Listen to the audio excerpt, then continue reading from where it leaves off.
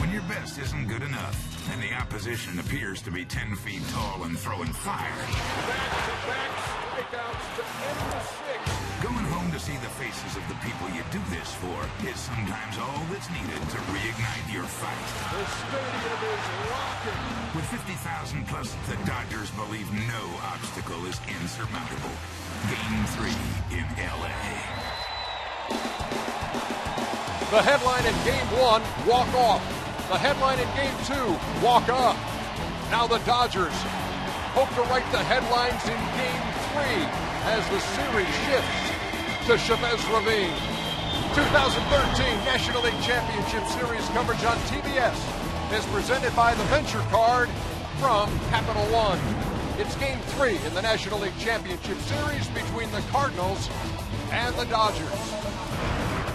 Good evening, everybody. Welcome. Along with Ron Darling, Cal Ripken, I'm Ernie Johnson in Los Angeles, the city that made the show Dragnet famous. And back then, it was just the facts, man. And the facts are these. In the first 2 games of this series, pitching's been great.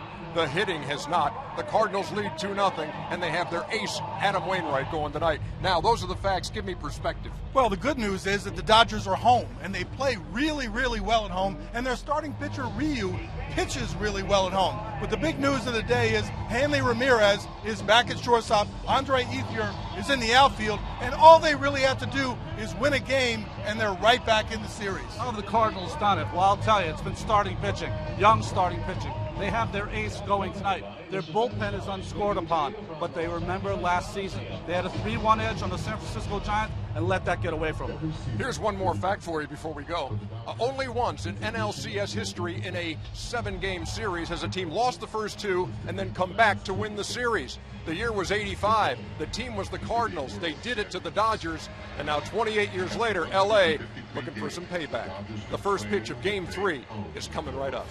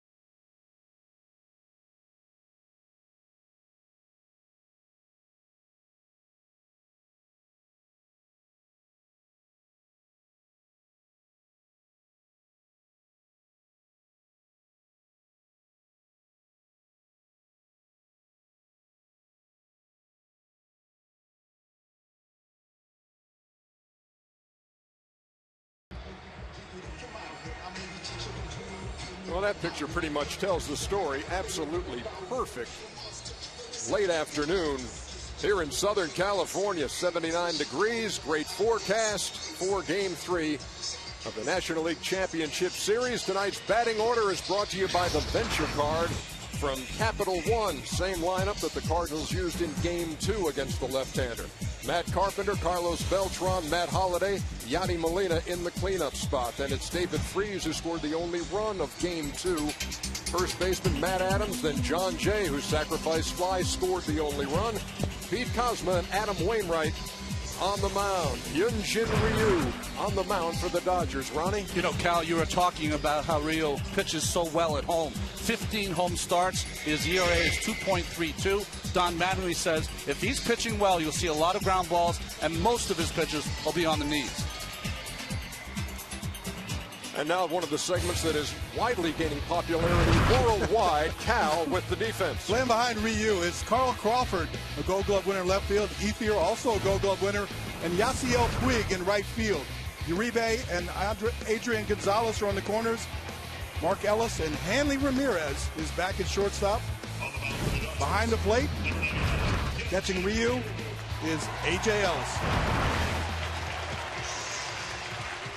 And Matt Carpenter makes his way to the plate to begin Game 3.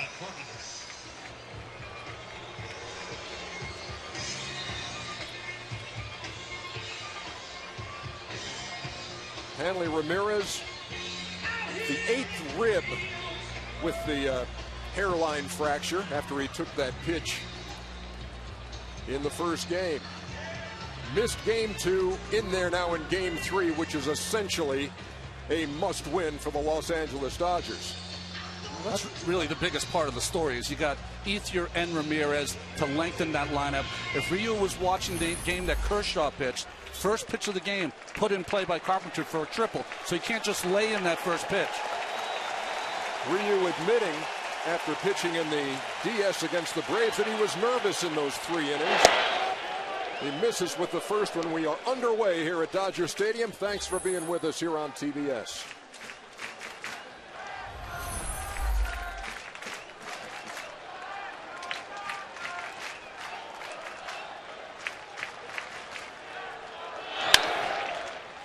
To left field where Carl Crawford had Carpenter played perfectly for the first out.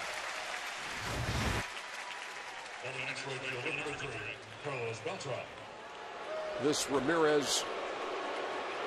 It looks like when he really extends and reaches his arm out, that kind of exposes that rib.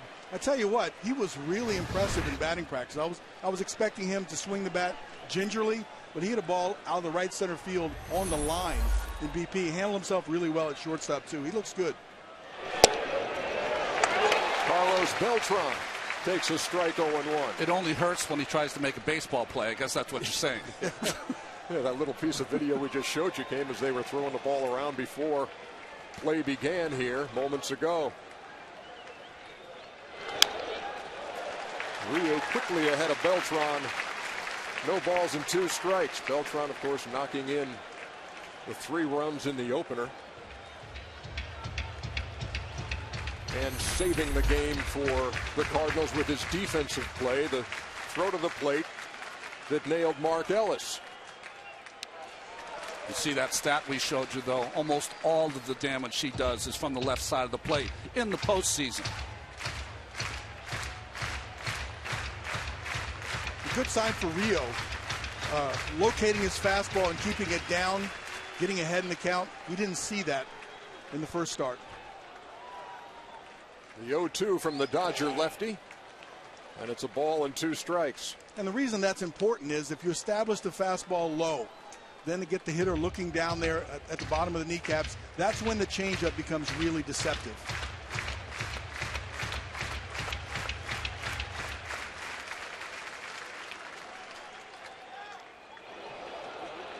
The count even, 2 balls and 2 strikes. Beltran with 9 runs batted in this postseason. And has knocked in 34 in 41 postseason games in his career. He loves this time of year. Back to the changeup, it looks like. You got to make the changeup a little closer to the strike zone than that. 3 attempts at it, trying to get him to swing at the ball in the dirt. It's too far out to be deceptive right now.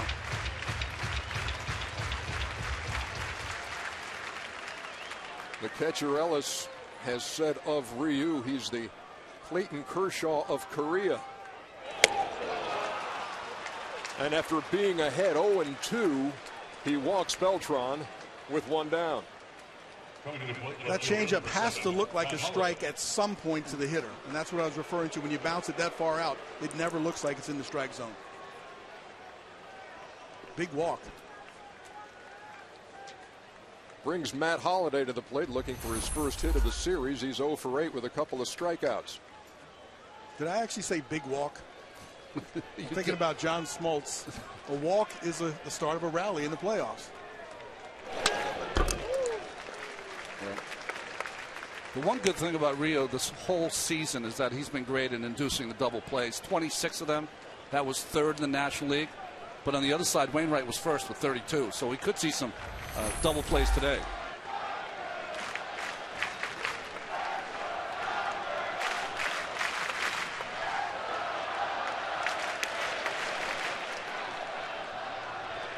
Ball on a strike to Matt Holliday.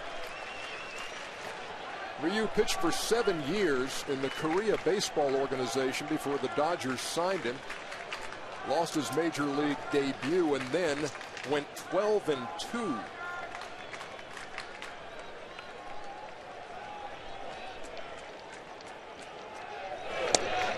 And after that good run from August 19 through the end of the season, he went 2-5. But in those 5 losses, the Dodgers only gave him 7 runs. Yeah, unlike the last game when we started and we were in the shadows from probably the 1st inning all the way to the 7th, you got a little bit of shadows, but for the most part, it's a pretty even area to look from a hitter. It's not that bad. A little shadows in center field will cause a little problem maybe in the first half inning or inning.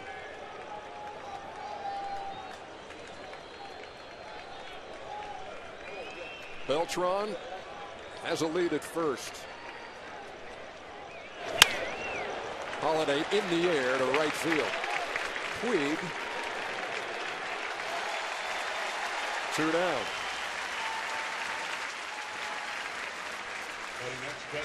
Got some style points, doesn't he? Even on the easiest to fly balls. That just means he's very sure-handed. Only takes 1, Scal. You know how that works. Yes, indeed. Here's Yadier Molina with Beltran at first and 2 out. Talked as we came on the air about the offenses for these 2 teams. Dodgers hitting 184. The Cardinals 134 through the first 2 games. All you have to do is go back and remember who started those games. That's some really good pitching. That's normally what you see in the postseason. Offense is not going to generate that many runs off this kind of pitching.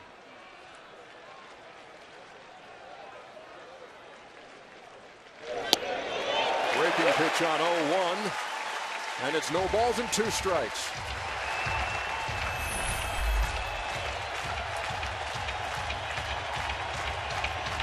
Yeah, as opposed to the anemic hitting numbers, those dynamite pitching numbers through 2. And the starters, there might even be an edge to the Dodgers right there. Greinke and Kershaw both threw the ball extremely well. Nothing to show for it. Well, Greinke going 8 innings, striking out 10 also.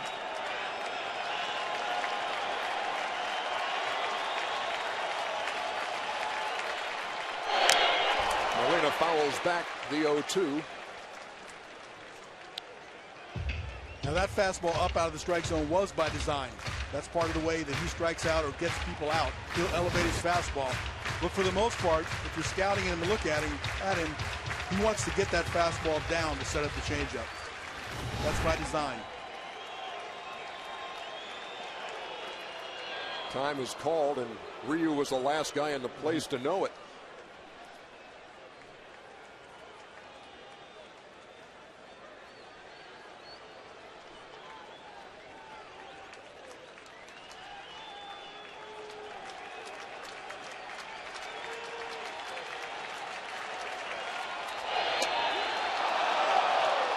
Missed with the 0-2.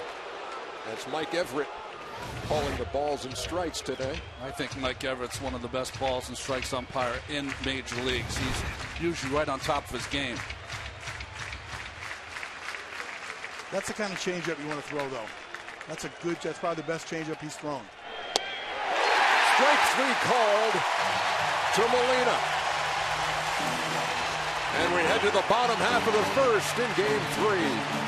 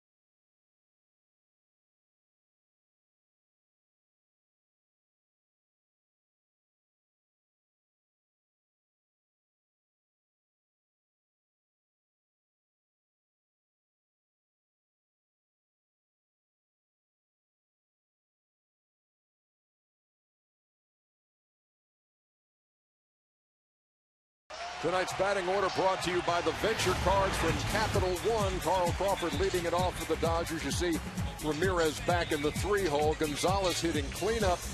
Yasiel Puig is 0 for 10 in the series with 6 strikeouts. Uribe, A.J. Ellis, and Ryu rounding it out against Adam Wainwright.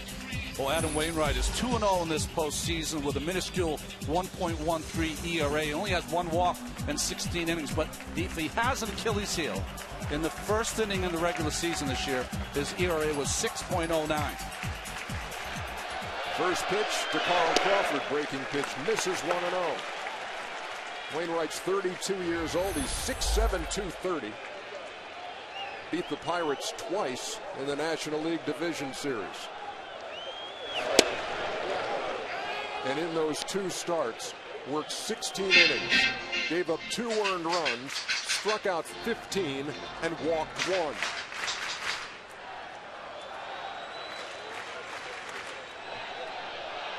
A 1-1 to Crawford. Rounded to Pete Kozma at short, who throws him out for the first out. You know, it's an interesting thing on this call. Very close pitch, called a strike. And after that, Molina started to argue with Mike Everett, but then kind of came off arguing him because he's thinking to himself, I got to be out here in 5 minutes with my pitcher. I want that same pitch. Yeah, smart thing would be to go in there and then look at it real quick on the replay and come back out and say, hey, you know what? I saw it. You were right. Repair the damage you might have done on the way to the dugout. Is that the Cal Ripken diplomacy at work? Yes, because you might regret doing just what you did. No balls and 1 strike to Mark Ellis. as a hitter, you always have to fight that catcher's rapport with the umpire. He's sitting there trying to work him and talking to him, and if you're listening to it enough, you got to go, no, that wasn't a strike. No, that wasn't a good pitch. You have to argue and take up for yourself every once in a while. There's the Chevrolet pitch tracks on Adam Wainwright. Has one of the best curveballs in the business. He throws a lot of fastballs. Ran it inside and missed. The ball and 2 strikes. This is probably the first time Adam Wainwright, since he's been in Little League, that he's the soft tosser of the starting staff. I mean, when you think about it, Kelly, Walker. Breaking pitch missed. 2 balls and 2 strikes. There's Walker on your left, Joe Kelly on your right, seeing who's got bigger hands. You guys go ahead. I'm just going to have a Red Bull. 2 balls, 2 strikes. Dodgers did beat Wainwright this year in his only start against him.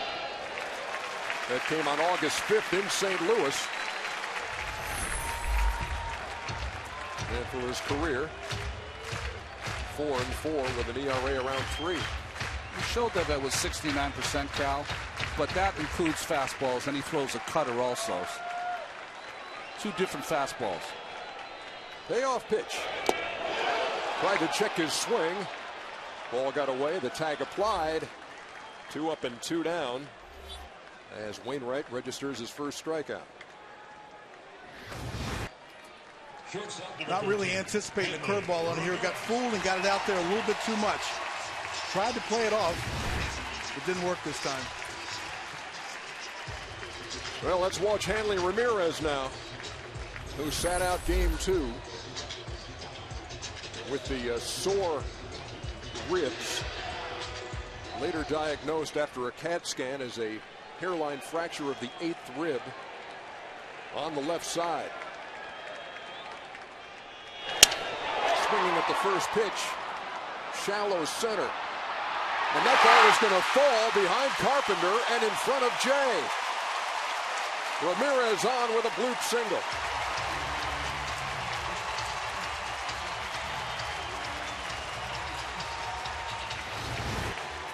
A little bit of miscommunication here.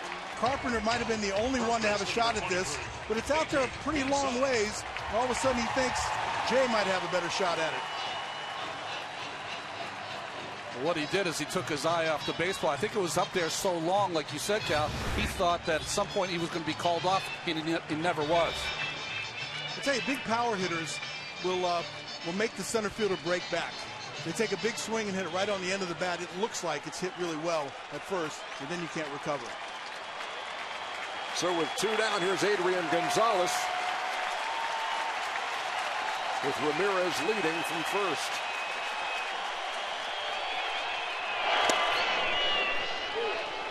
Remember, with over 50,000 people here, too, you cannot in center field hear that, how it hits the bat, whether it cracks it or not. He took a nice, healthy swing, and I was just thinking, Yadier was kind of in his head saying, okay, he wants to come up here and hit the first pitch. Let me start him off with a cutter or slider.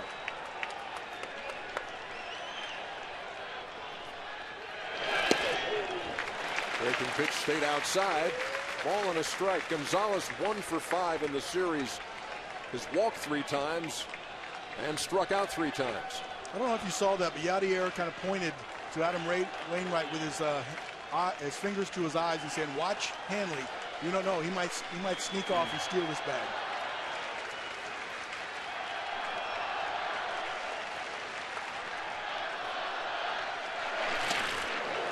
Checked his swing. 2-1.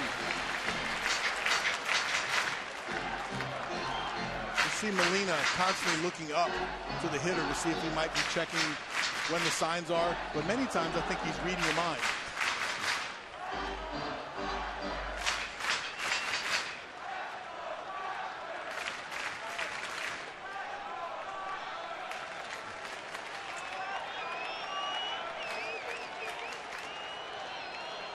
Gonzalez waiting on a 2-1 from Wainwright, who misses again. 3 balls and 1 strike. Well, that previous time, Molina signed a watch out. He likes to try to go and pull the ball when he's ahead in the count 2-1. They countered with a fastball away. It missed. Wainwright doesn't issue many free passes. Had 9 games in his 34 starts with no walks. 24 games with 1 or less. Back to the slider here.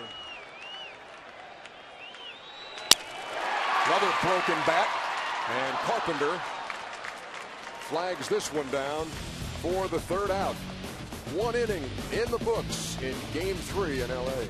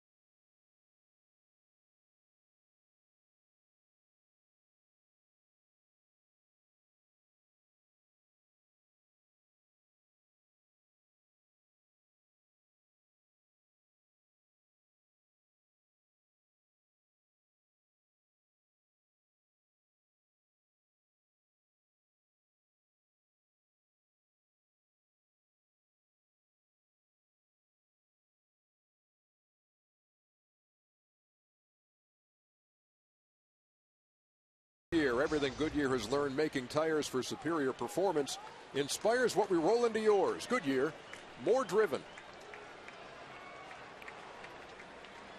Now those are some palm trees for you. Beautiful Dodger Stadium site for Game 3 of the National League Championship Series, and I would say that Ryu looks much better so far. Remember, in Game 3 against the Braves, first inning, 3 hits, couple of runs, and a walk. But this time around, issued a walk to Beltran, but struck out Molina to end the inning. Here he faces David Freese. You know, nerves appear in a lot of different ways, and for him it was not being able to throw the ball to the plate, making some bad decisions defensively. Ball and 2 strikes to Freese, who scored the only run of Game 2. Sacrifice fly by John Jay.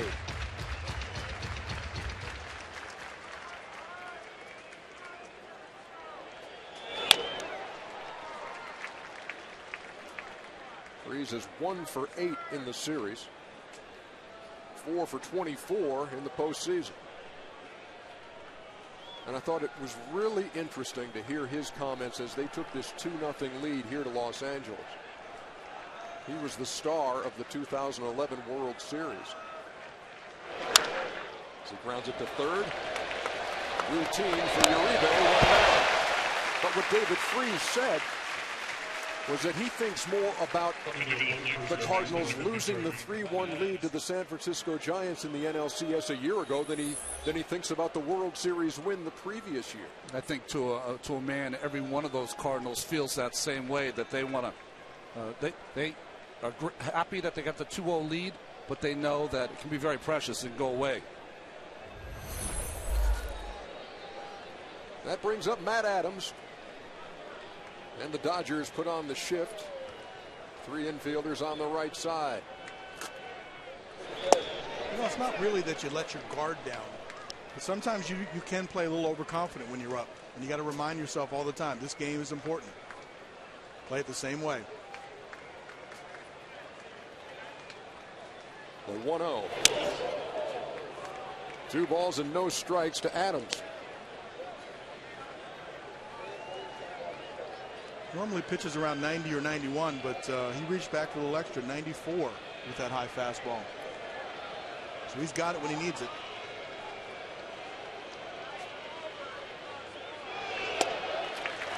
Pretty breaking pitch, 2 balls and a strike. Adams 0 for 7 in the series. He did hit 17 home runs in the regular season and stepped right in when Alan Craig, who led the National League in hitting with runners in scoring position, went down with his injury. Craig has been taking some BP, and Mike Matheny and the Cardinals certainly hope that if they should advance to the World Series, that Craig, who's not on the roster for this series, might be activated.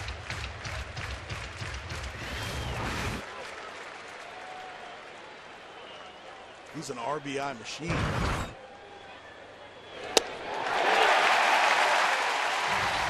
Strikeout number 2 for Ryu. And both of them looking. Well, this was the most important thing coming into this game. Could he spot and locate his fastball? And right on the corner there for the strikeout. You know, you were saying before, Cal, he reached back and gets 94. I think the Dodgers would like him around 91, 92, but on the corners as opposed to airing it out. Here's John Jay.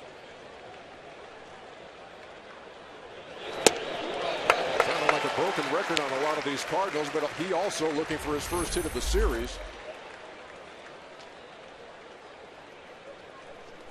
Cardinals with 9 hits in those 2 wins. In fact, winning game 2 with just 2 hits. Well, he had the huge sacrifice fly after attempting a squeeze bunt. Was able to get the ball to left field off Clayton Kershaw for the game's only run.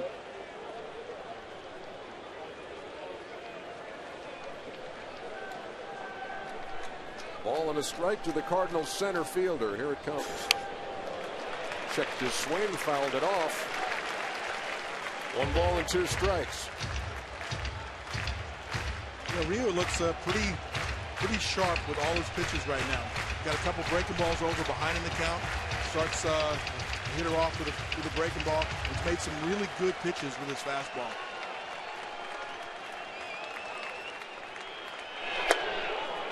Upstairs, 2-2.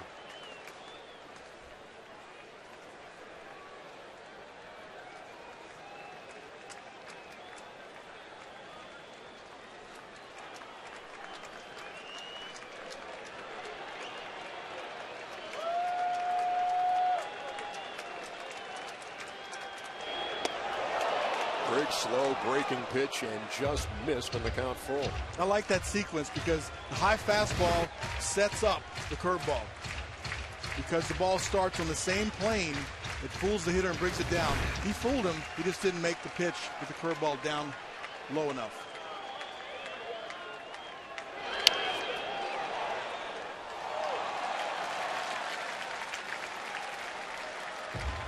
When you're getting all your pitches over the plate, you have options when it gets to 3 and 2. And the hitter has to cover all of them. He can't be on any one particular one from a power standpoint. Again, the payoff. Tapped up toward first.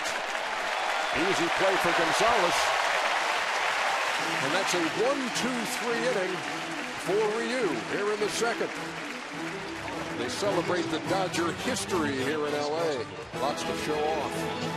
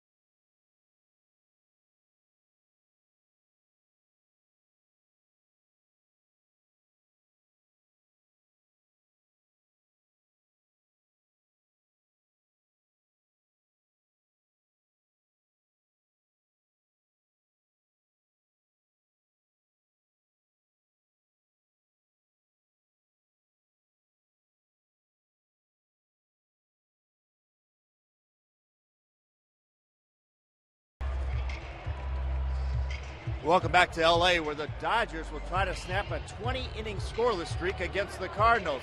Yesterday, on off day, Don Mattingly scheduled a 2 o'clock workout, but nobody took the field for batting practice. He didn't mind. He said it's time to unwind, take the day off, get your mind set. Tonight, before taking the field, he actually spoke in Mark McGuire's hitting meeting. In both English and also in Spanish, a message delivered to Yasiel Puig. He said, keep it simple, stick with a game plan. Don't try to do too much. Your teammates will pick you up. EJ. Thank you very much, Craig. Ethier leads it off here in the bottom half of the second. He's had success against Wainwright. 303 career with 3 home runs. I thought it was interesting that Ethier's hitting fifth, protecting Gonzalez today. And normally you might want to go right, left, and split it up for the bullpen reasons. But with Wainwright on the mound, you know you're going to get at least 3 at-bats with those 2 guys back-to-back, Gonzalez and Ethier. So maybe more protection for Ramirez. Ethier slaps the curveball to second for the first out. And that'll bring up Yasiel Puig. Right fielder, number 66, Yasiel Puig. 0 for 10, 6 strikeouts in the series. Take a look at Ethier on that left ankle. Yeah, a little skip at the end. He's putting out, then he realizes he doesn't have his footwork right to land on the bag. He's out anyway. Maybe that's just, he's not favoring it. He just didn't want to step on the bag with the wrong foot. Donnie Mattingly checked with him, though. You sure you're all right?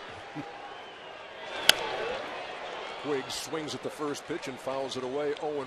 Mattingly had this to say to reporters when they were asking him about Puig, and he said Molina behind the plate does a good job of yo-yoing him, showing him enough breaking ball, showing him the fastball, then back to the breaking ball.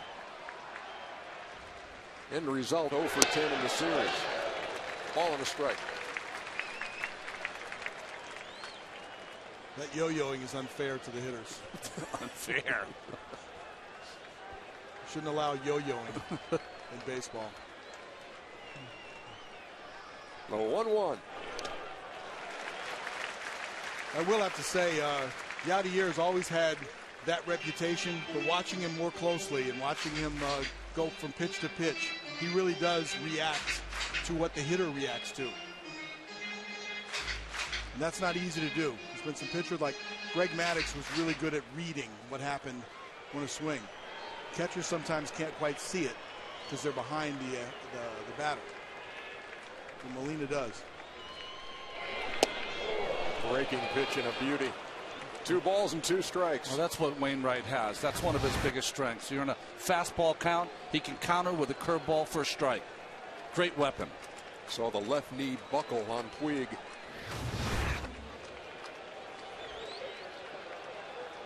God, he wants the curveball in the dirt. Checked his swing. And Bruce Dreckman, the first base umpire, said no, he did not go. 3-2. He's so strong that you think he's going to swing it, but he's able to hold it back. Tiger Woods with a golf club.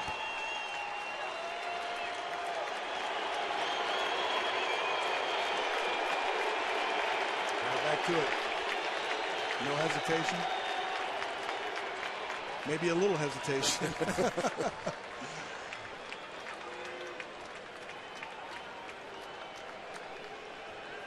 The 2 Dodgers you saw there back in the lineup for game 3, Ethier and Hanley Ramirez.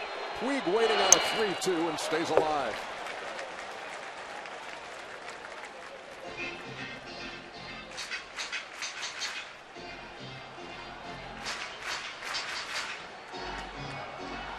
Mike Matheny encouraging his guys and warning them also, let's not get too far ahead of ourselves with a 2-0 lead, but let's not forget what we've accomplished at the same time. Strike 3 called to Puig. 2 down in the second. Well, that was the yo-yoing involved. Lots of curveballs, cutters, everything away. And then he surprised him with a fastball down and in. Puig thought it was low. I thought it was low too. just below the kneecaps from my perspective. Wainwright got the call, 2 down. So what about a pitcher's perspective? I thought that ball was down. I absolutely thought it was down. Mark that down. That's twice now that we've agreed.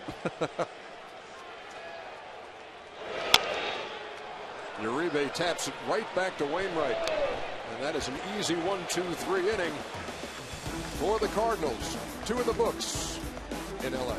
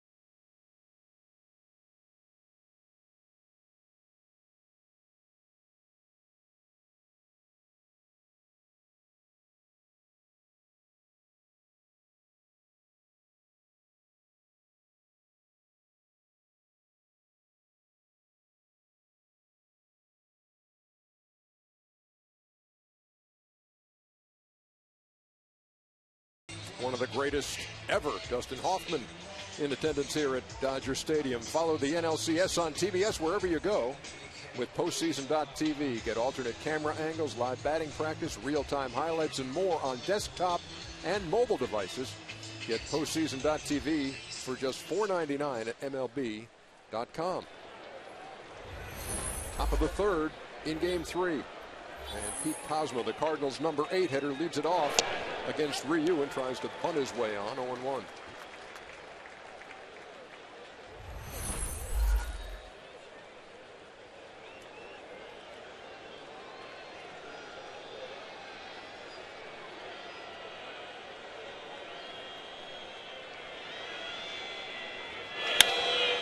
In the air to center field, Ethier back.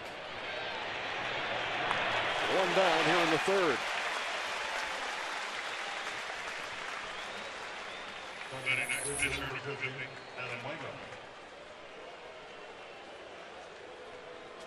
So as the Cardinals won the first 2 games of this series, Beltran with the walk-off in Game 1 and then the great pitching in Game 2, hitting 134 through those first 2 games. No team has ever done that. Hit for that kind of a batting average and won the first 2 games of a postseason series.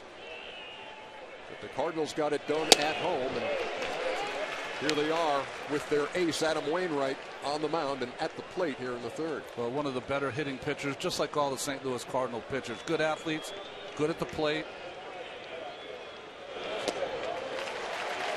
He's had 15 hits, and when called upon to sacrifice, has laid down 9 sacrifice bunts. You know, some teams are better at it with their pitchers executing. But if you're going to play with the pitcher, it really helps to execute and get a hit or get somebody over to second base. I think more emphasis should be put on that all the way through the league, but some organizations do it better than others.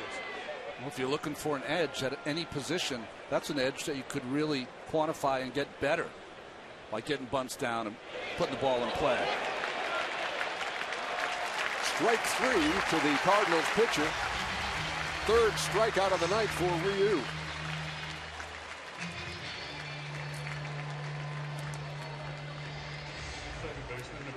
Now, this doesn't look like the same guy we saw in Game 3 against the Braves. Well, this is the guy that pitched for them all season long. I told you the ERA at home, 15 starts, was 2.32. He's a guy that always mixed up his pitches all season long. Won 14 games for them. Had a couple of complete Game 2 hitters in his rookie season against the Angels and the D-backs. Carpenter takes low and away, 1-0. Well, it looks like he has the basic 4 pitches. Now with all the different type splits or different changeups, with the fastball, the curveball, the slider, and the change, and he does mix them very well. On the corner, a ball and a strike. Carpenter flied out his first time.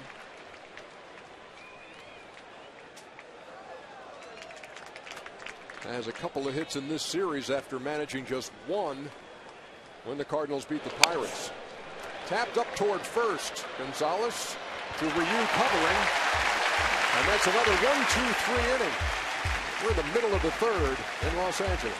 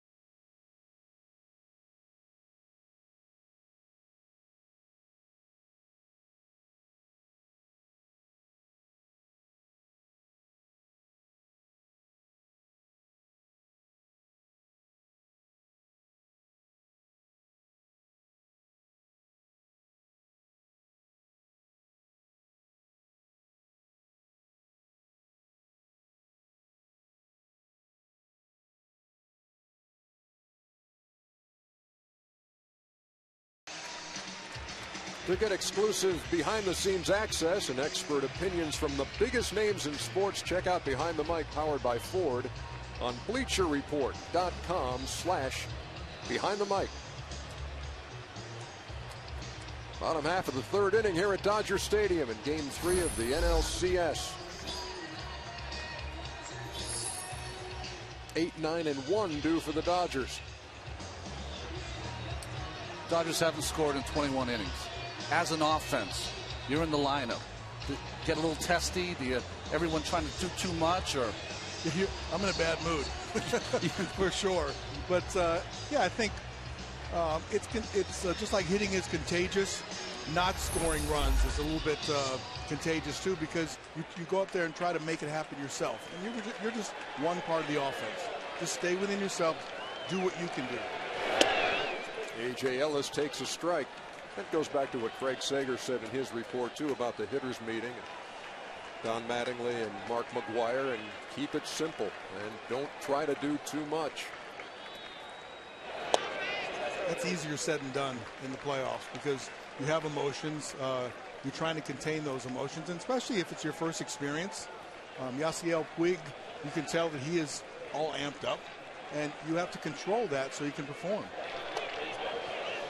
Another great breaking pitch from Wainwright, 1-2. I do like the hit and run in these situations, though, because it takes the onus off of swinging really hard. You just look for the pitch, not any particular pitch.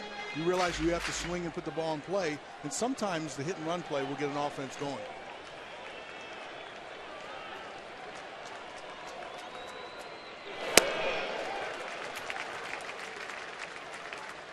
Two balls, two strikes to the Dodgers catcher.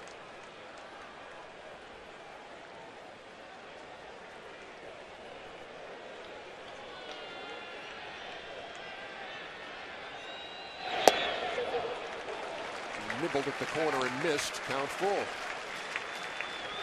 Molina's probably mumbling. You called me out on that one.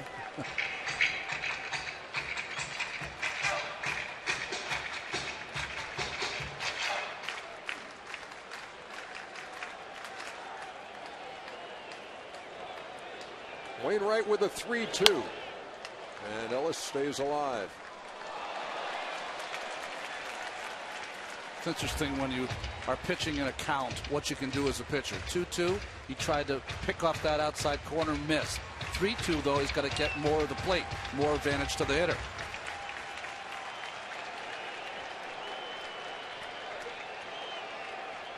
Fastball away.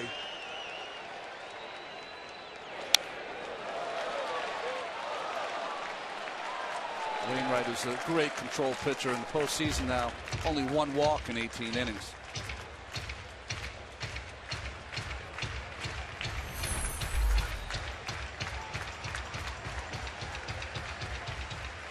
And at the same time, with his 2 strikeouts tonight, now 17 Ks in this postseason. Hit pretty well on a hop to short. House with Adams for the first out. And sometimes you can almost forget, because he's such a dominant starter now, that Adam Wainwright, when he got his first taste of postseason experience, was coming out of the St. Louis bullpen. That was in 2006. He had 4 saves. He worked 9 2/3, didn't allow an earned run. Got the final out of the World Series when he struck out Brandon Inge, and he got the final out of the NLCS when he got his current teammate Carlos Beltran looking, then with the Mets. I remember that curveball. He's got a good curveball, but it was ridiculous at that point. Ryu with kind of a half-hearted, get me out of here swing at that first one, 0-1. Down even. Ryu's okay, 207 with the bat. Knocked in 5 runs. Went 12 for 58 in the regular season. And had a sacrifice fly against the Braves in Game 3. 1-2. If I remember correctly, it was almost to the track and right. So he's got a little power.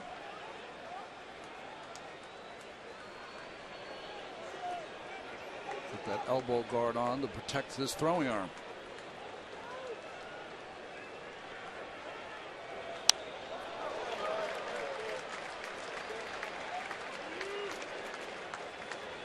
It's not the prettiest of swings.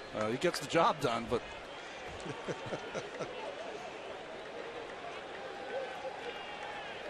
Carl Crawford, the on-deck hitter, as we play in the bottom half of the 3rd.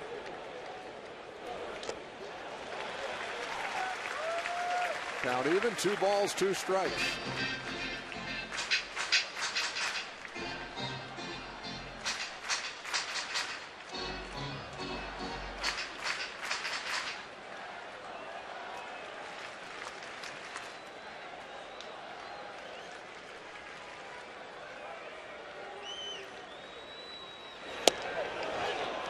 Strike 3 called to Ryu. Third strikeout of the night for Wainwright. Left fielder, number 25, Carl Crawford. Now back to the top of the Dodger order, and Carl Crawford, who grounded to short his first time.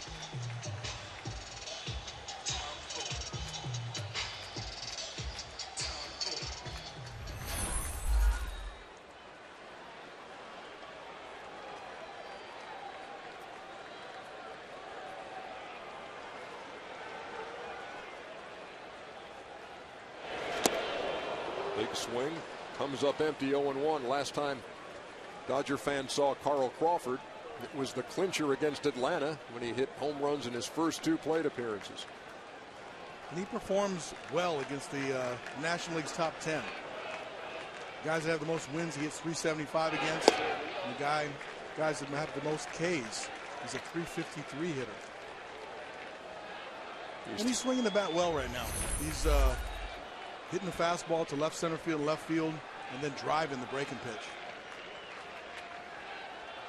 The 1-1. Missed inside. Came into this game hitting .333 for the postseason. 3 homers and 5 RBIs. Some pop at the top of that Dodger lineup. Yeah, I'm okay with throwing a curveball to him because that's an off-speed pitch. That slider is the one that's a little alarming. That's the one that he can take out of the outfield, out of right field.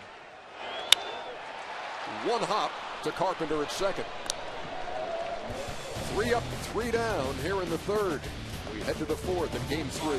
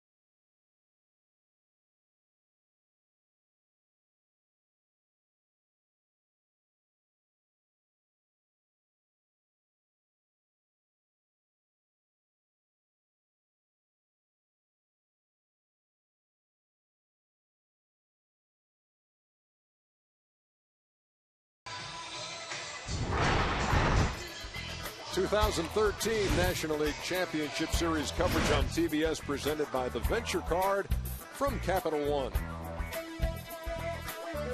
That is a beautiful shot. Early evening here in Los Angeles for Game 3. We are scoreless as we move to the fourth. And Carlos Beltran takes a strike from Ryu. Now by this stage of Game 3 in the NLDS, he was gone. Now he works in the fourth. He's only allowed one base runner. That was a walk to the guy at the plate now, Beltran, in the first. Two really good pitches to start off this at bat. A changeup on the outside edge, and then a fastball on the inside edge. 0-2.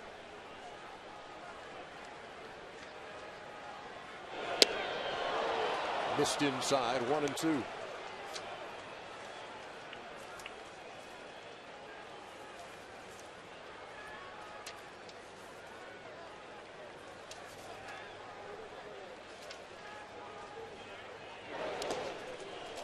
Now even 2 balls, 2 strikes. Carlos Beltran leading it off here in the fourth for St. Louis.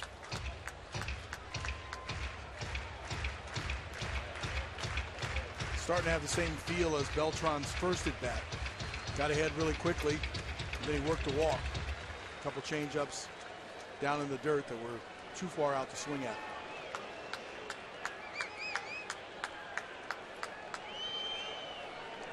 Curveball. Tried to check his swing, and he did, and the count's full.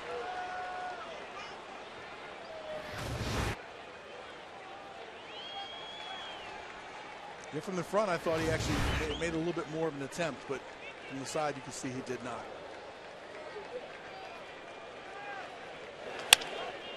On the ground to Ramirez, watching. Throws him out.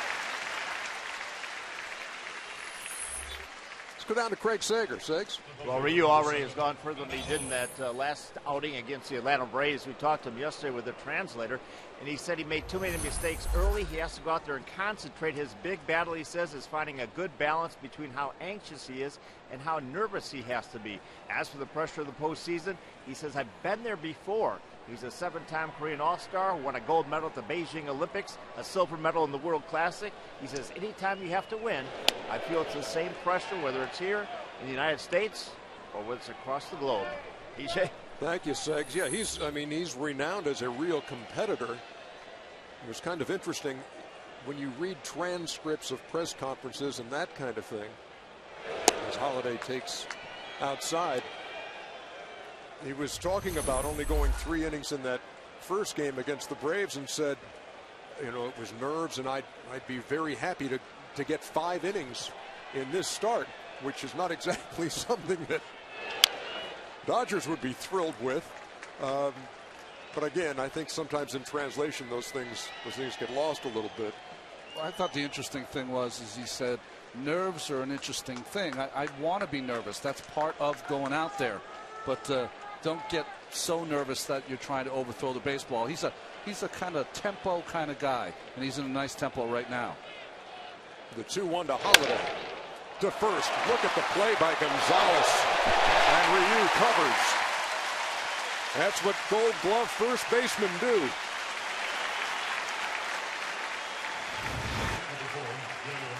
Waits a little long on this fastball, but still hits it very sharply. And Adrian is all over it. Nice flip. That ball was smoked to his right, so fine play. And give it to the pitcher early, so it makes it a little easier. 2 up and 2 down here in the fourth. You saw Uribe speaking with Ryu on the mound. A.J. Ellis has talked about the fact that those two guys are pretty tight, but he has no idea what they could be talking about when they get together on the mound. What they do now is anytime a pitcher covers first, one of the infielders will come out and talk to him for a minute to let him catch his breath, I guess. He jokes, and I saw this, in an article that says he jokes and says, I just want to give him a little bit more time. He needs to catch his breath. They have a good relationship, good rapport back and forth. Yadier Molina takes low, a ball and a strike. He was called out on strikes his first time. Having fun is an international language, and I think that's how they communicate, through having fun.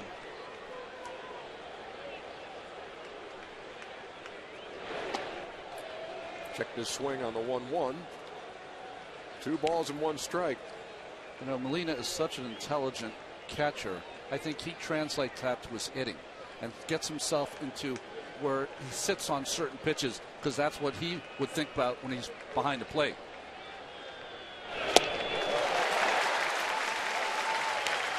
Fooled him at 82. And the count even, 2 balls and 2 strikes with 2 outs in the 4th.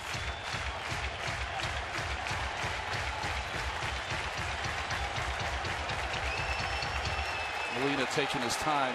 The bat came out of his hand. He hurt his hand a little bit on that swing.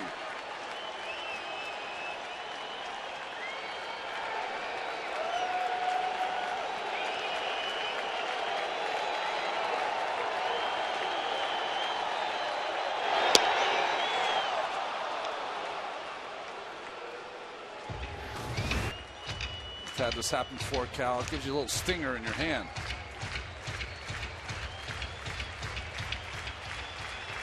Sometimes the hand will slip off the bat a little bit, cause a little pressure. Sometimes you get your wrist locked a little bit, cause a little pressure. 3-2 pitch.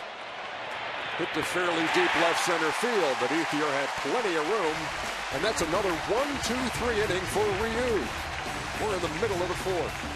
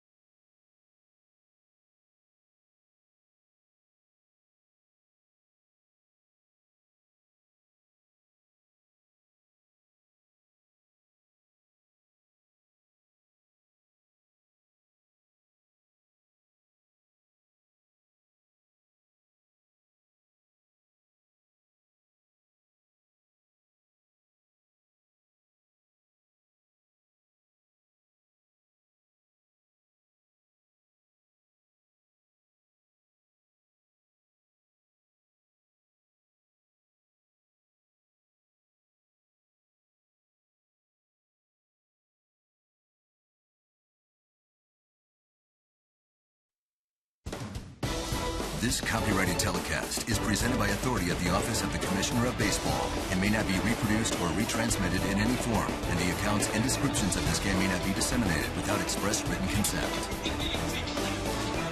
A lot of zeros on that board. Only hit belongs to the Dodgers as we go to the bottom half of the 4th. It'll be Ellis, Ramirez, and Gonzalez to face Adam Wainwright. You know, hitters like to get into a rhythm too, and you like to bat if you're the leadoff guy first, and in the 3rd inning, sometimes you have to wait too long. You feel like you've sat too long without having an at-bat. Ellis struck out his first time and takes a strike. 0-1.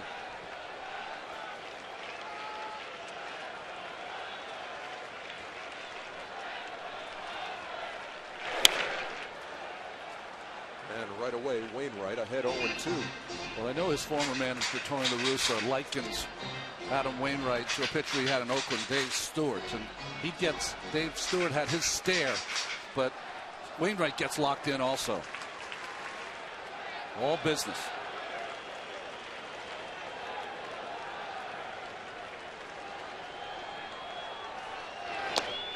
Outside, you have conversations around the water cooler about the best golfer never to win a major. You can talk about pitchers who haven't won a Cy Young who are the best, and certainly Wainwright would be in that conversation. 2010 he was second to Roy Halladay. 2009 he was third but had the most first place votes. Tim Lincecum won it, and his teammate Chris Carpenter was second. But he won 19 games in 09 and won 20 in 2010, and sat out 2011 after having Tommy John. A 19-game winner this year, tied with Jordan Zimmerman of the Nats. And he's probably going to finish behind Kershaw.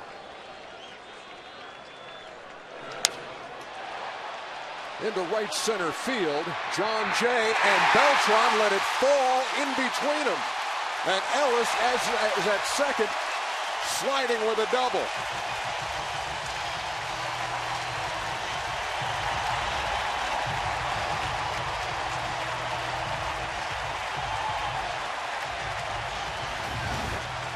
Yeah, there are a couple of plays here. These aren't going to be ruled errors, but they're an error in judgment right here. A little miscommunication on who's going to catch this.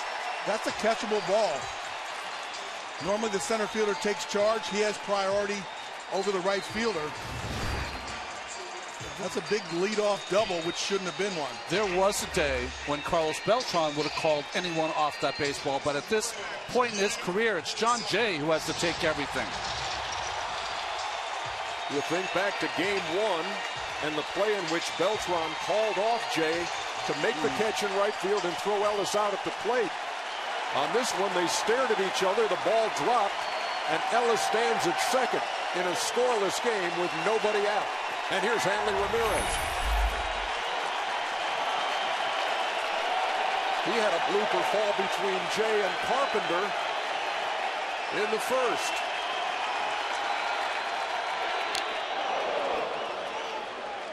Sometimes there's a light ball. The ball gets caught in the lights. That wasn't a light ball, but sometimes it gets lost in the fans. And with everyone waving white towels, it's quite conceivable you're not tracking the ball real well in this stadium. That's definitely a home field advantage.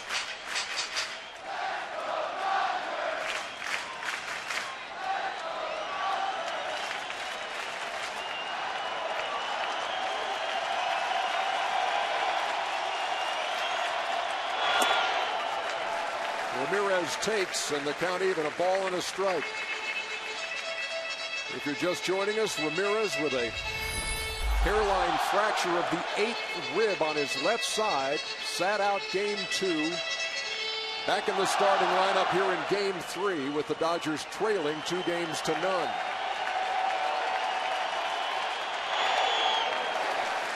I think the interesting part we watched in game 1 where the Cardinals decided they were not going to allow Ramirez to beat him. We'll see if it changes tonight here with Wainwright.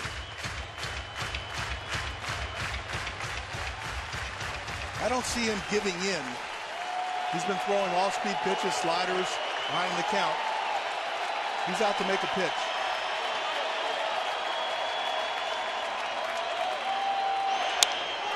In the air to right. Beltran makes the catch. Ellis will tag, throw to third, late.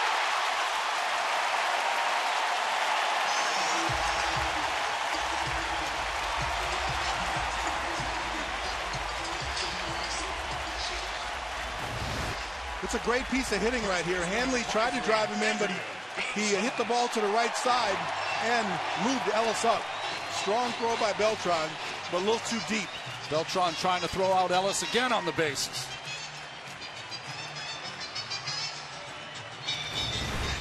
So Ellis at third with 1 out for Adrian Gonzalez. Guy who knocked in 100 runs in the regular season and tied for the National League lead with 10 sacrifice flies. Cardinals bring the defense, the infield in.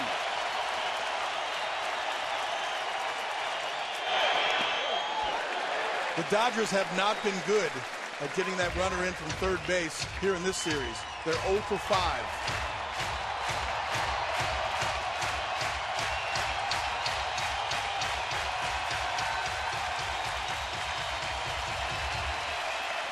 They hit .294 with runners in scoring position in the first series, .063 coming into this game.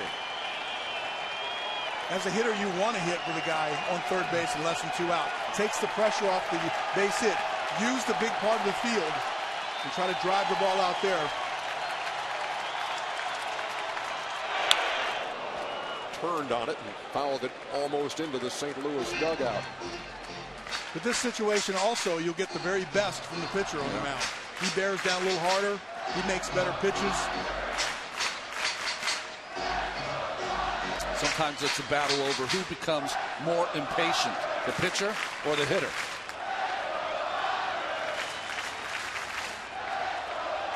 Adrian's pretty good at driving in runs. He's calm, swings at strikes, and he definitely uses the whole field.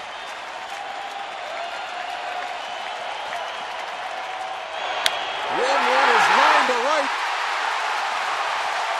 And the Dodgers are on the board. Gonzalez sliding into second. And it's 1-0.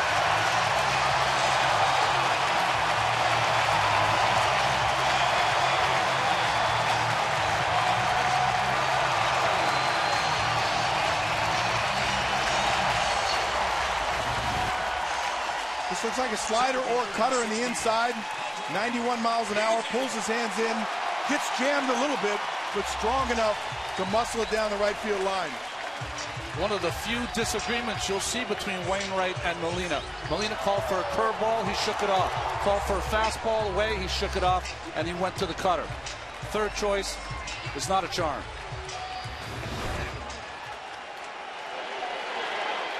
Here's Ethier. Swinging at the first pitch. Carpenter throws him out. Gonzalez moves to third now with 2 out here in the fourth. Number 66, Yasiel Puig. And now for a guy who has really struggled in this series. Big at bat with a runner at third and 2 down. Yasiel Puig. I thought he had a really good at bat the first at bat. He fought all the way back and he got called out on a borderline pitch. You have to look at that as a successful at bat, in my opinion. He wasn't too jumpy. He fouled off some pitches, worked the count back to 3-2.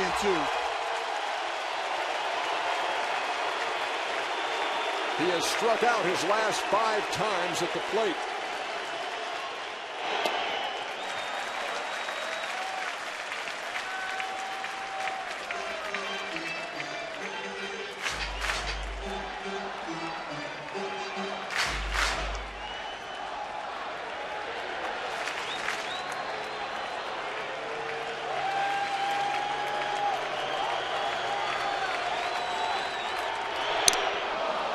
Waved at it, ball and a strike.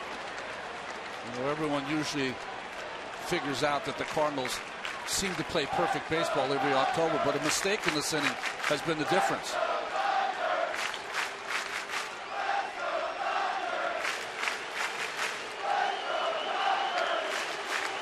Dodgers have 3 hits, 2 of them should have been caught.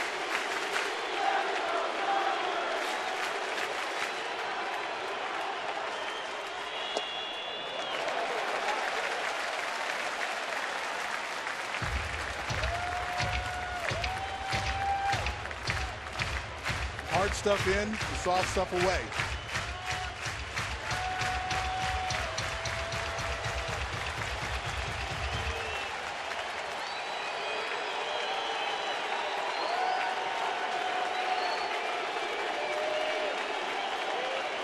Going fastball away now, mixing it up a little bit.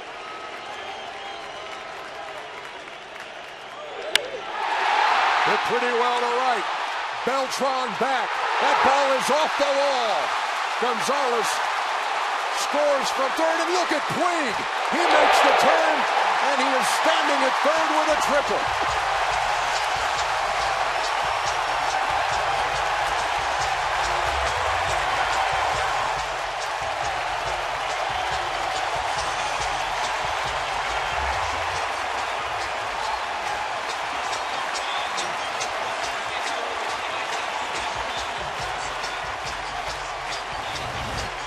Puig thought he hit this ball out. And that's the energy that the fans wanted, but he thinks it's gone. And then he has the ability to make it up just with physical speed to get all the way to third. He's watching it, celebrating it, and he goes, oh no, I better make it to third.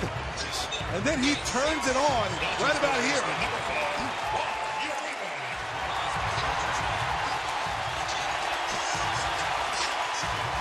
Well, it would bother you if you were on the other team, but it's not bothering the Dodgers. It snaps an 0 for 11 cold streak for Puig in this series, and it puts the Dodgers ahead 2-0. Here's Uribe.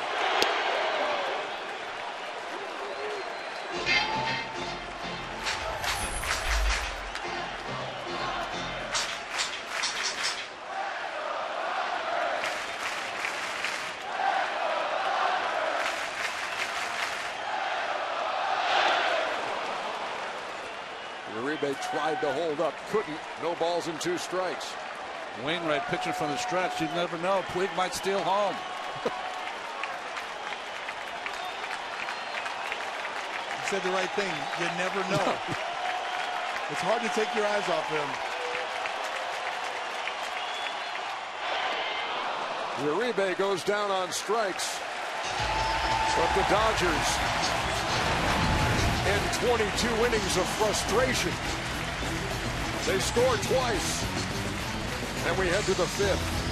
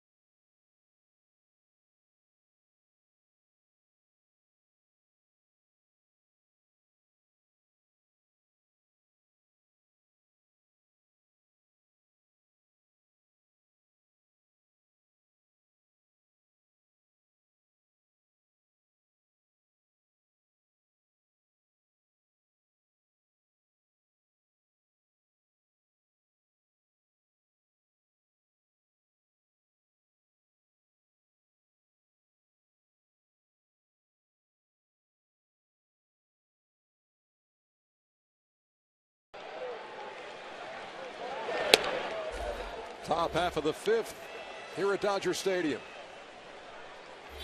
And LA with 2 in the bottom half of the 4th. Ryu facing David Freese. Ball and a strike. Ryu's only allowed one base runner. The walk to Beltran in the first. Well, this will be the biggest attempt at a shutdown inning here for Ryu. I don't often do this, but the between innings interview we had with Don Mattingly is certainly worth a listen. He gives you his take on what he saw from Yasiel Puig. It's a ball and 2 strikes, and you'll hear that after the first hitter. I often talk about it before it comes on. That's right. 2 balls, 2 strikes.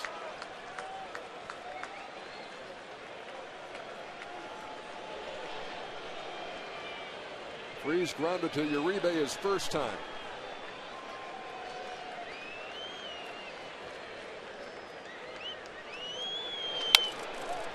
Looper into right. Puig on the run. Dives but cannot make the play. Freeze is at first with a leadoff single.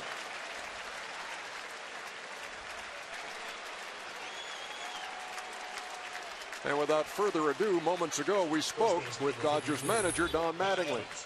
Well, Don, I know that 22 innings felt like a long, long time. Good to get on the board, and especially with the guy who was included in that offense, Puig, in that inning.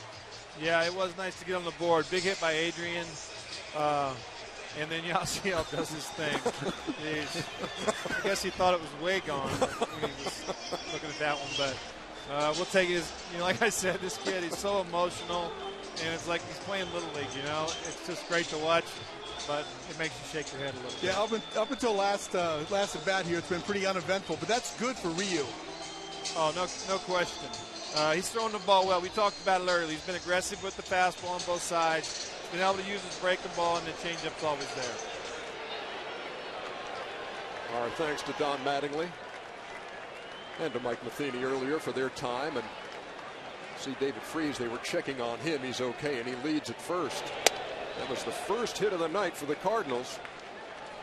And here's Matt Adams. That was a heck of an effort by Yasiel. Almost catching. He was a little bit mad at himself that he didn't. I thought it was an impossible one to catch. But how fast he got up and still held Freeze to a single. Hit sharply into right under Ellis. And back-to-back hits for the Cardinals here in the 5th. Center fielder, number 19, John Jay.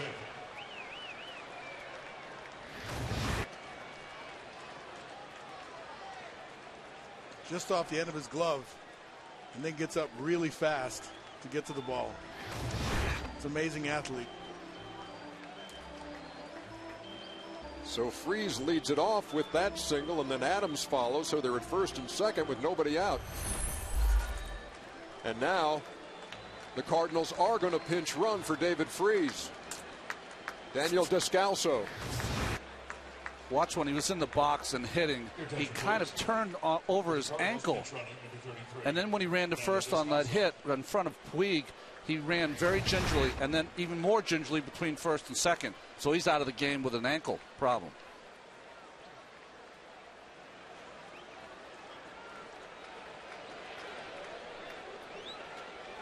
So Descalso, the runner at second. Adams at first. And here's John Jay.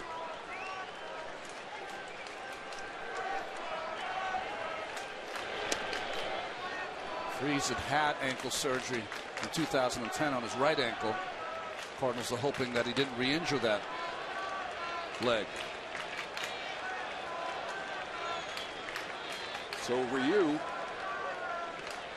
holding the Cardinals hitless through the first 4. Allows back-to-back singles here in the 5th.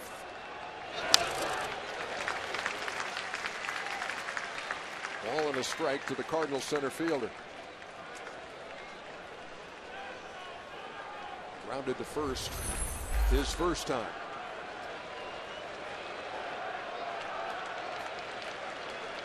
Some managers would think of the bunt in this situation, but you're getting down to the bottom of the order, your 8th and 9th hitter, so let Jay attack. Ryu ahead, a ball and 2 strikes.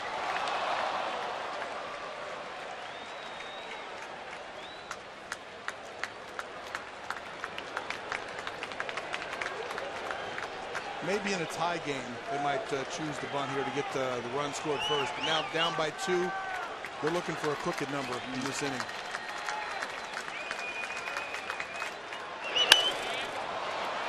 To left.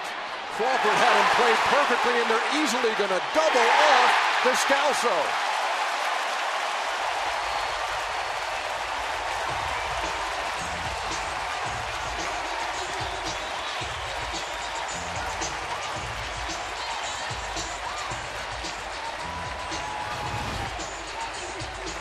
Easy play for Crawford. After he makes the catch, all you got to do is make a good throw. Just a bad read right off the bat. It looked like it might fall in there in the very beginning, but you got to be cautious down 2 runs.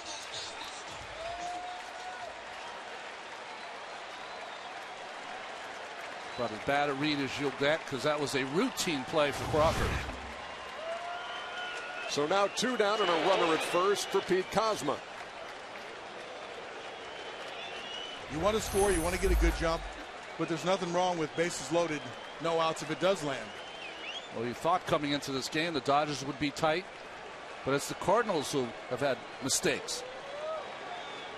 Miscommunication on defense and a double play that never should have happened here in the 5th.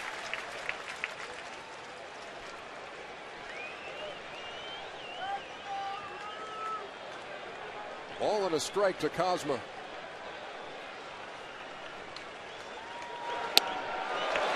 One and 2.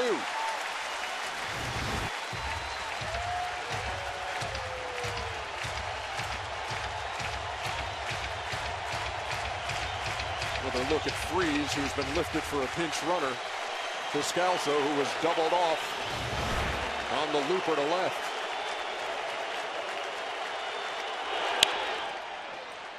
I didn't see the twist at first base. It looked like he was just running a little gingerly and favoring it.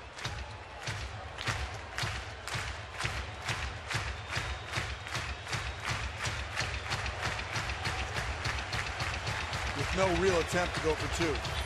Which he had a shot. He had an outside shot. Puig made a nice play. But if he's running well and everything is fine, he's got an outside shot at trying to go for 2. On the ground to Uribe, who will go the short way for the 3rd out. Back-to-back hits to start the inning. Nothing comes of it for the Cardinals. We head to the bottom of the 5th.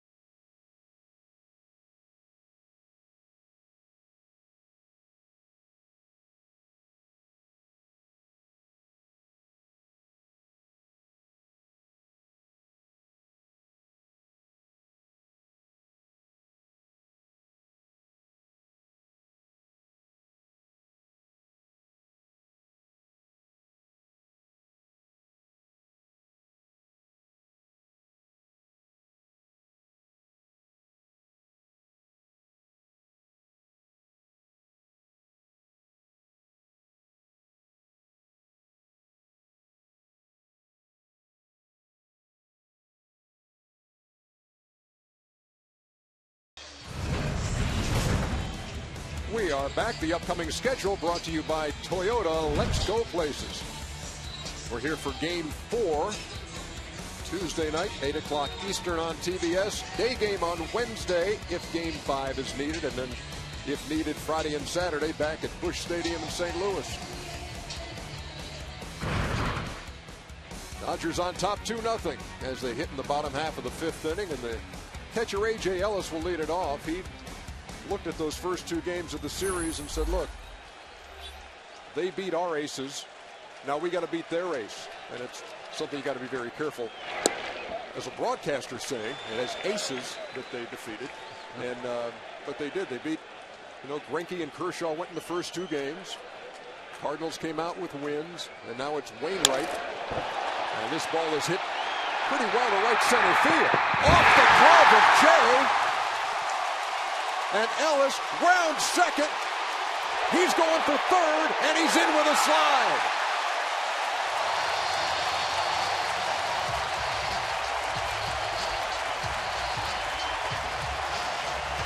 The Dodger catcher saw that ball go off the glove and off the wall and never broke stride.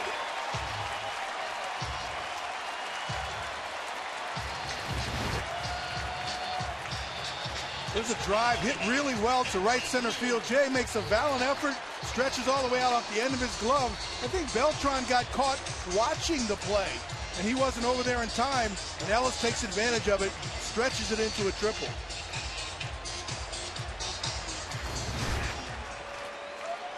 Now here's the pitcher, Ryu.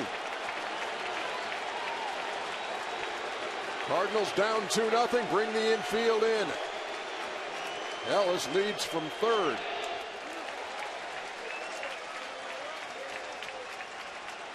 That's why you can never get too happy with yourself if you've got to win the first 2 games at home.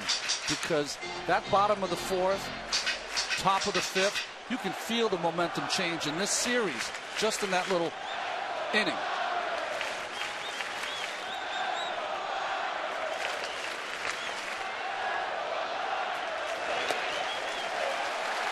Two balls and no strikes.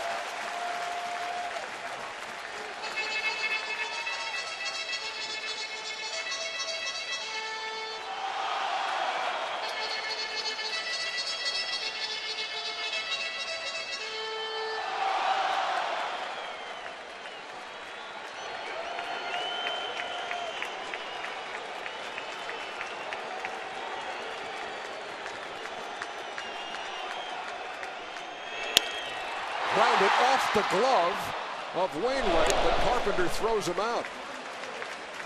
1 down with Ellis staying at third. 1-4-3. Another look at Jay trying to make that catch in deep right center.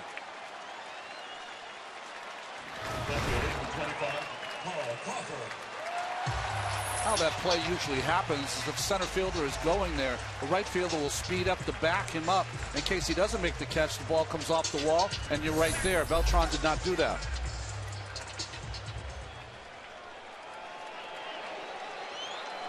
So Ellis still at third for Crawford in the top of the Dodger order.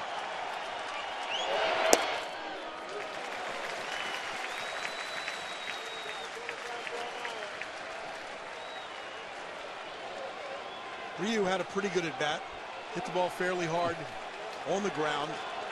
Wainwright was able to get a glove on it, and it unintentionally directed to Carpenter.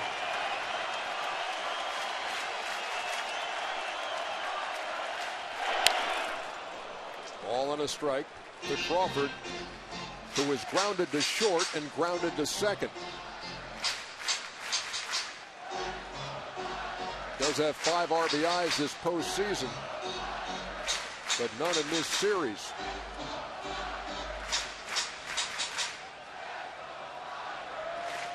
Ellis stands 90 feet away.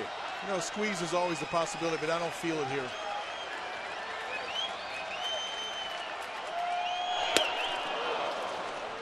Crawford's been swinging the bat pretty well. Mattingly's going to let him drive in that run. I'll tell you what, Wainwright has pitched him right where he can't hit it, and that's in. He's made a pitch. He's elevated the cutter. He's actually got the cutter in. He's tying Carl Crawford up with that inside cutter or slider. When you live in, though, got to make sure you don't misguide the pitch and throw it down and in. Waved at strike 3. Big out for Wainwright right there. 2 down now, and Ellis still standing on third. Well, that's the great equalizer for Wainwright, is that great breaking ball. He can throw at a couple different speeds. You talk about a guy controlling his curveball. Well, he controls it not only for strikes, but when he gets ahead, he's able to pinpoint it in the dirt to get the strikeout. And from a hitter's perspective, the spin of the slider looks like the spin of the hook. And Carl Crawford was fooled by the speed of the hook. Strikeout number 5 for Wainwright. Here's Ellis, who doubled his last time. On the ground to short. Cosmo throws him out. Leadoff triple, but Wainwright shuts the door and keeps it 2-0 through 5.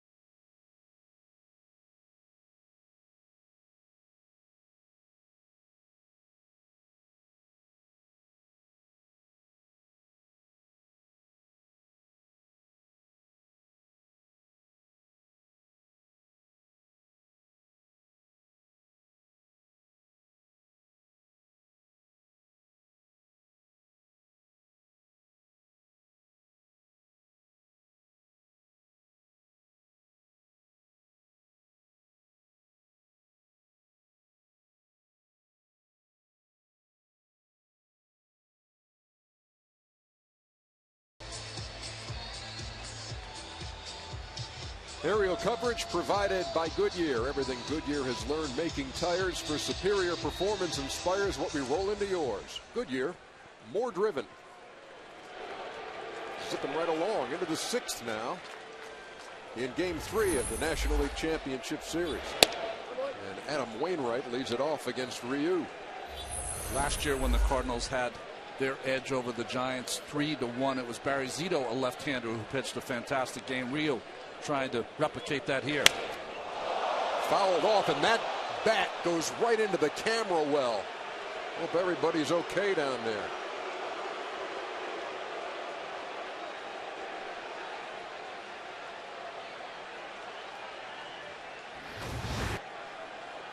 The bat just simply slips out of his hand. Thank goodness nobody was really hit with that. That's a dangerous potential situation. Kind of almost protected by the camera. Ball and a strike. 1-2. Wainwright struck out his first time. Ryu has fanned 3 and walked only 1. That was Beltran in the first. Cardinals didn't get their first hit until the 5th.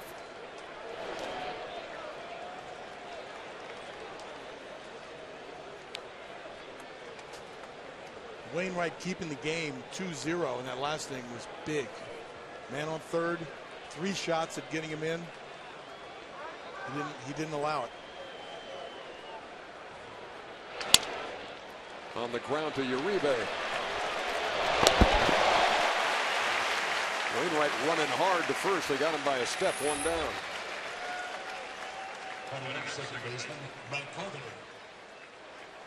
Oh, and you look back at the 5th inning for the Cardinals too. Lead off single, and then Adams follows. But then the blooper to left turned into an unexpected double play as Crawford doubled off Descalzo.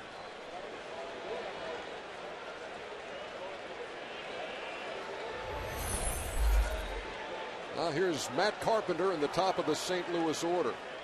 He's 0 for 2. 3 for 28 in the postseason.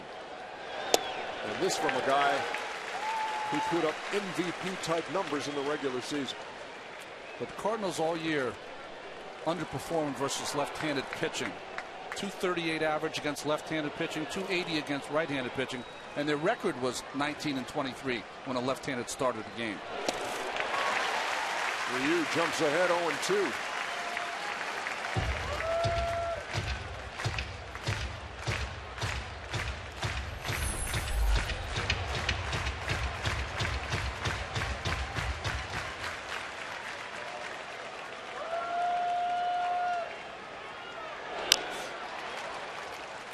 Fouled off at the plate. It stays 0-2. These 3 games couldn't get much tighter. 13 innings for the opener. 3-2 win for St. Louis. And then the Cardinals win 1-0 in game 2. It's the Dodgers leading 2-0 at home here in game 3.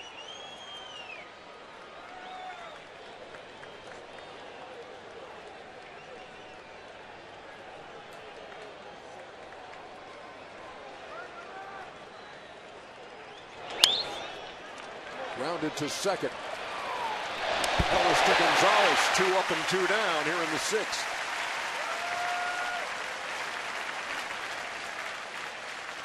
And that will bring up Carlos Beltran to 2 down here in the 6th. Innovative stat brought to you by Nissan. Right fielder number 3, Carlos Beltran. And the highest postseason OPS.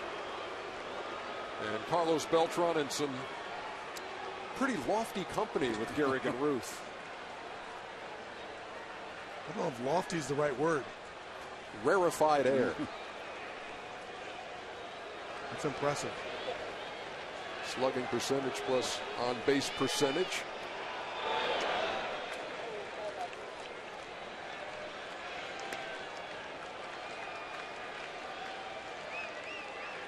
How many stats did you pay attention to when you were playing, Cal? I tried to pay attention to no stats, actually. Hard to do in the game these days. It is. Scoring runs and driving in runs. And games played, possibly. Games played.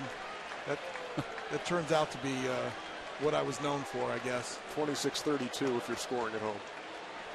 Mike Everett and A.J. Ellis having a little word. Rio threw 3 baseballs back before he found one he wanted. In the air to left. Easy for Crawford. 1-2-3-6 for Ryu. Dodgers trying to break through in this series, and they lead 2-0.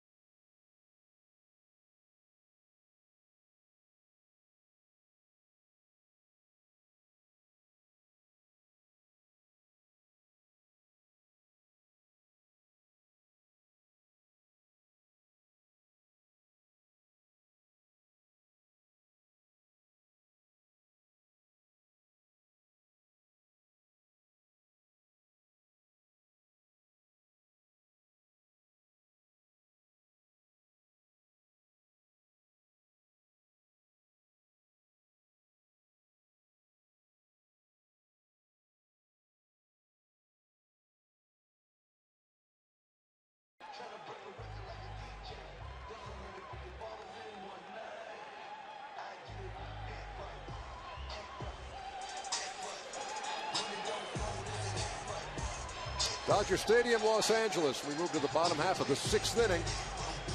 And the Dodgers down 2-0.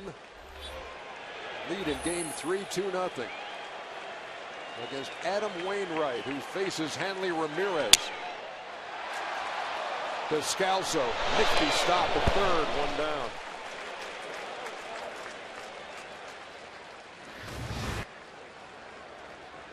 First pitch curveball.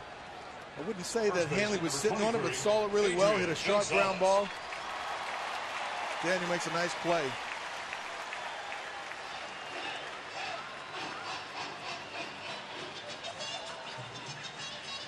Descalso is so versatile for these Cardinals. He can play second, third, and short.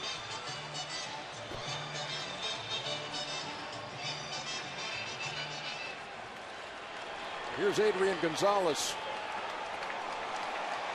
who knocked in the first Dodger run. He shortened up and had Descalso charging from third. I can't believe that was real, because it was a strike. If you're really going to do it, that's the pitch to do it on. He was just taken.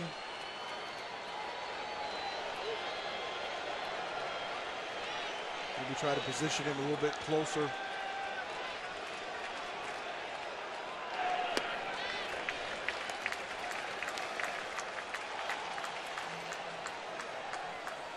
Hanley's looked like he swung the bat okay tonight. Hit a couple balls off the end. Big productive out on the fly ball to right that set up the first run. I was going to say, Cal, if you just walked into the ballpark and started watching this, you wouldn't say, oh, look at this guy playing with a hairline fracture of the rib. This was Adrian Gonzalez in the 4th, scoring Mark Ellis, who had doubled.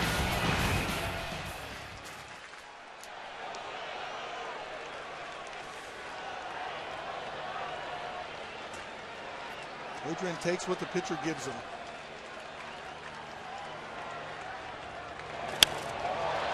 In the air to left.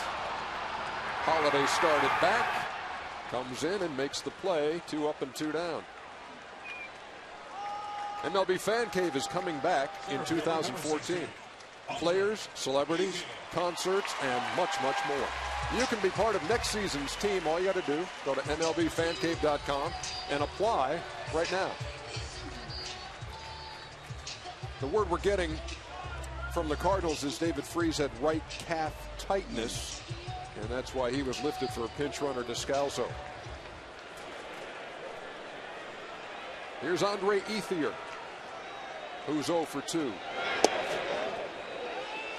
Twice hit the ball to Carpenter at second.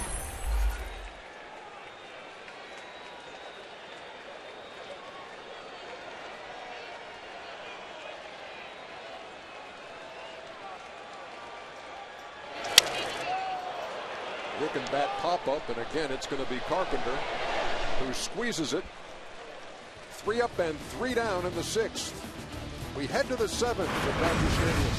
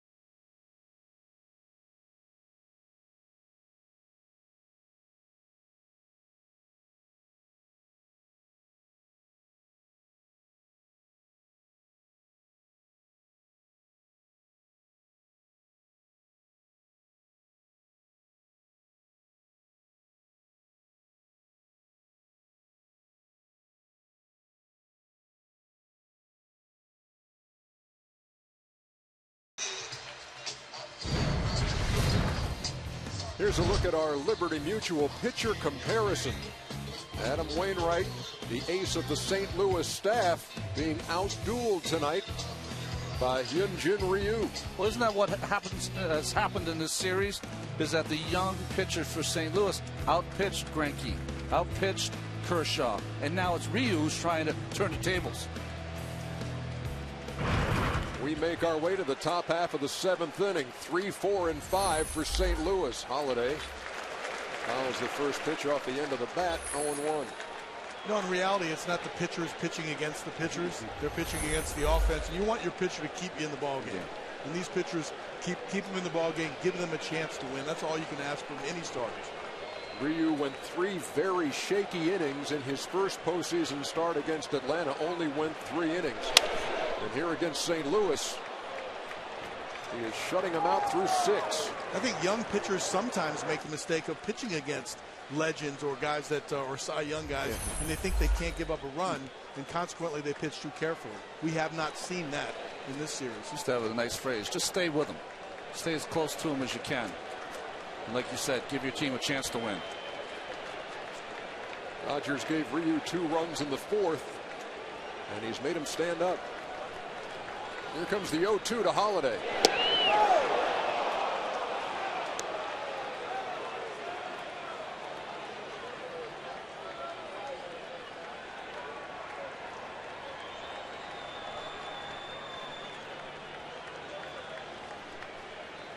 High fastball. Right you are, out of the zone, 2-2.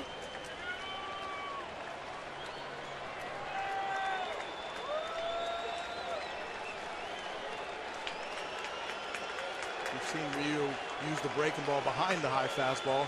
I don't like that pitch right here.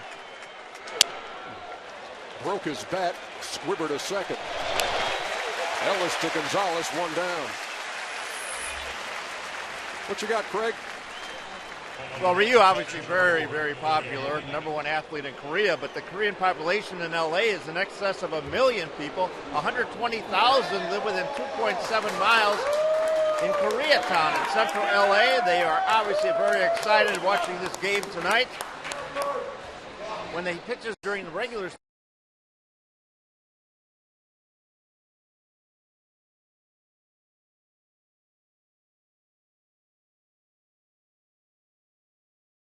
here's Molina.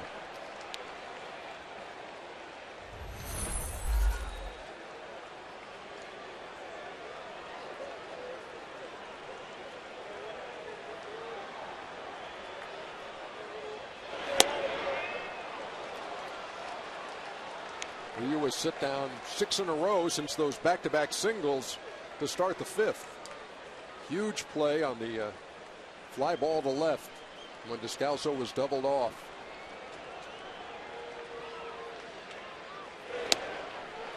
That's pretty. 2 balls and a strike. You almost say to yourself, if you're the team that's behind in the series, maybe the worm has turned here a little bit in our favor.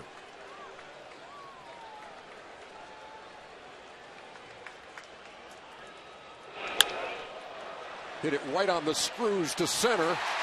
And Ethier, no catch. Molina's on with a single here in the 7th. Well, you could really tell in that play that Ethier's mobility is compromised.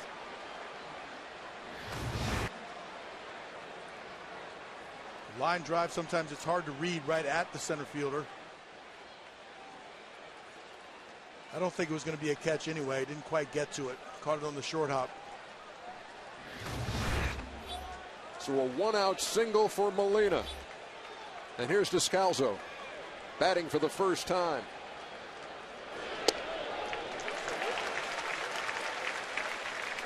Starting to see a little action down in the bullpen too. It's around the time of the game where you have to be prepared.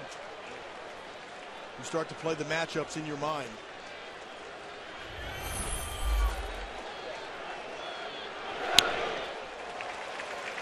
No balls and 2 strikes.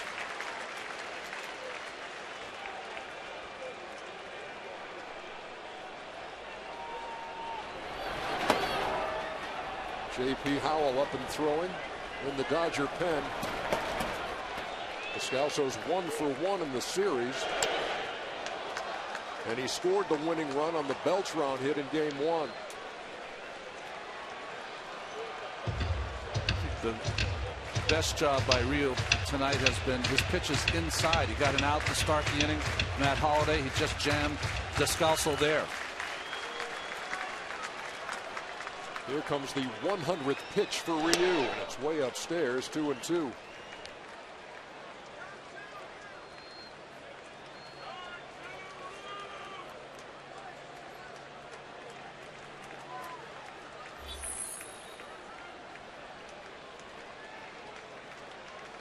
Molina's the runner at first, inching away, and here's the pitch to Descalso outside. 2 balls and 2 strikes. Still just a 2-0 game, and you look back at how Wainwright got out of that trouble spot after the leadoff triple.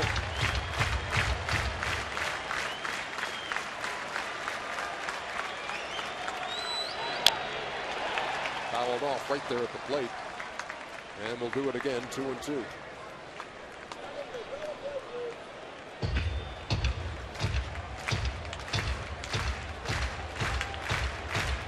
Dodgers were 51-2 this year when leading by at least 2 runs after 6.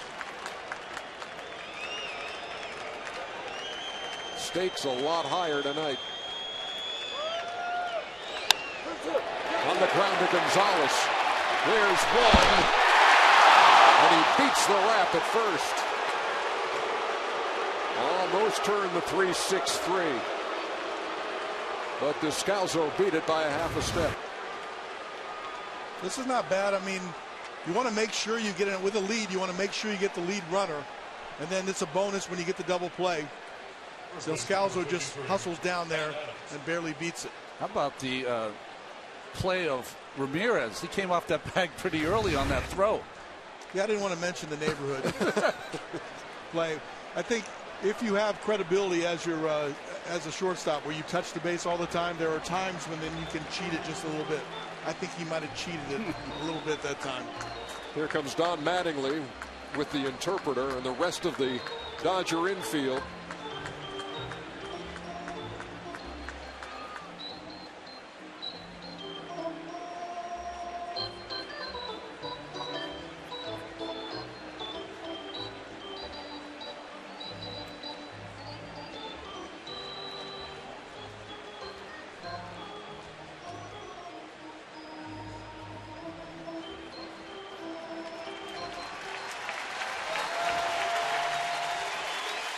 He will stay in to face Matt Adams, lefty-lefty. And take a guess, Ronnie. What did the interpreter have to say? I think what managers have been asking pitchers forever. How do you feel? Do you have strength left? Do you want to face this hitter? Interpreter, he said yes, resoundingly. You knew that when Mattingly went out there with the interpreter, he wanted to get some questions answered. They shift with Adams at the plate.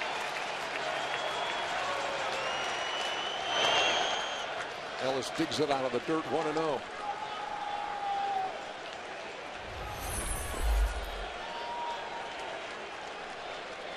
I was just thinking many times the pitching coach goes out there to find that question out.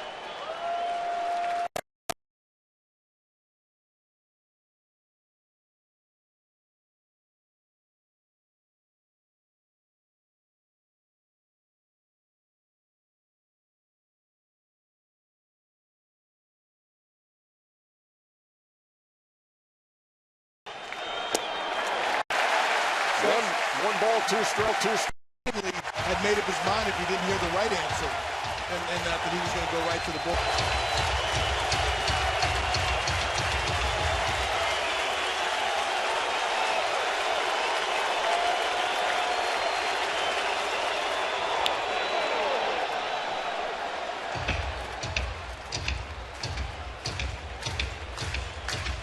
Another huge crowd here at Dodger Stadium, in the neighborhood of 55,000, and they're all on their feet.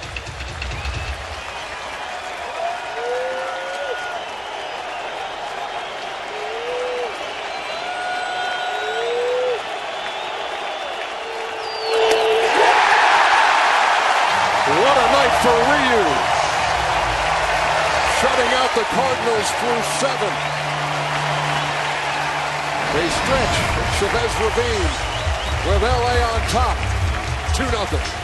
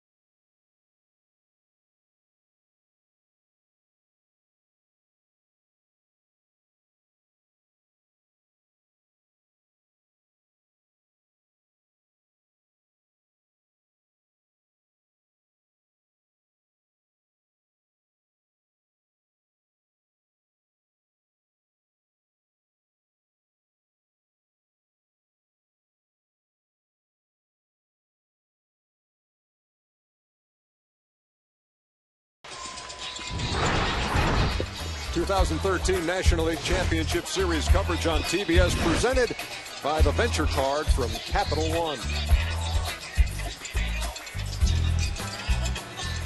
Move to the bottom half of the 7th inning, and Yasiel Puig will lead it off. He snapped an 0 for 11 skid in this series, which had included 7 strikeouts, with a triple in the 4th.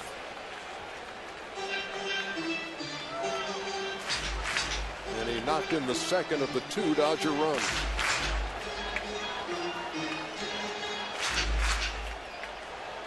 From Yasiel, I got to look for the breaking ball. I've already proved I can hit the fastball. There was the breaking pitch, and it's 0-2.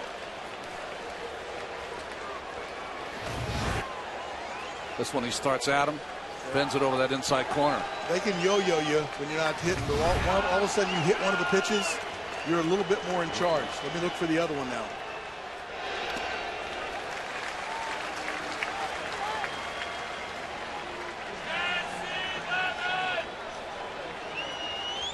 He struck him out in his first at bat on a fastball in. He's giving them all curveballs. Will he try one fastball in? He had a chance also to try to cut her down and away, make him swing off the plate. I'd go fastball in.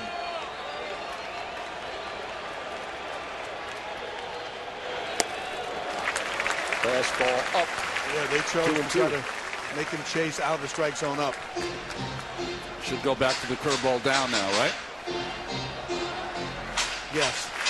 The high fastball does tempt you, and then the curveball, especially if you have a big curveball like Wainwright, starts at the same location. He laid off the fastball and then came back with a hook. Base hit left field. Puig around first. Wide turn and retreats. A leadoff single here in the 7th. So after an 0 for 11 start to the series, 2 out of his last 2. Keep it simple. I guess he has.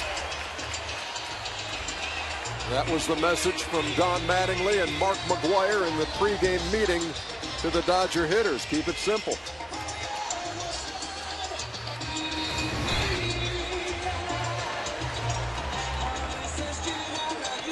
Now here's Juan Uribe,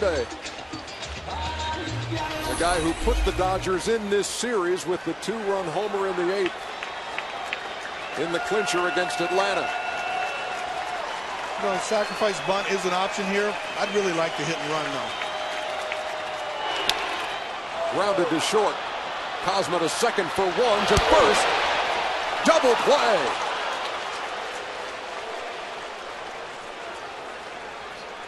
Six, 4, 3 double play turned by the Cardinals. 2 out here in the 7th. Be the first to know the latest news on all your teams with Bleacher Report's Team Stream app. Stay one step ahead. Check out Team Stream on your phone's app store today. Cosma, Carpenter, and Adams hook up on the 6-4-3, and that brings up A.J. Ellis. Wainwright's so good at inducing the double play and wiping out that threat. But the Dodgers had a chance to do something, you know, being up 2 runs, either bunt or hit and run. He led the majors, inducing 32 double play ground balls.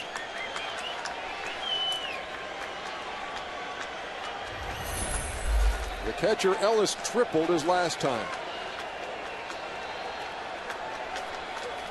A ball that glanced off the glove of John Jay in center. Ricocheted off the wall, and Ellis motored into third. But the Dodgers stranded him there.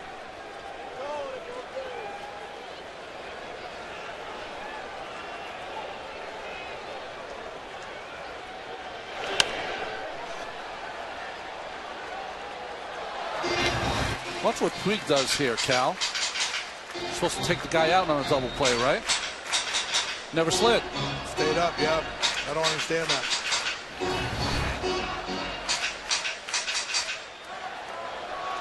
And that's a little inexperience. He's fast enough to get down there to break up the double play. The infielders know he's coming. Descalzo right on the line. Throws out Ellis. And that'll do it for the Dodgers in the 7th. It's a 2-0 game as we head to the 8th, Game 3 of the NLCS.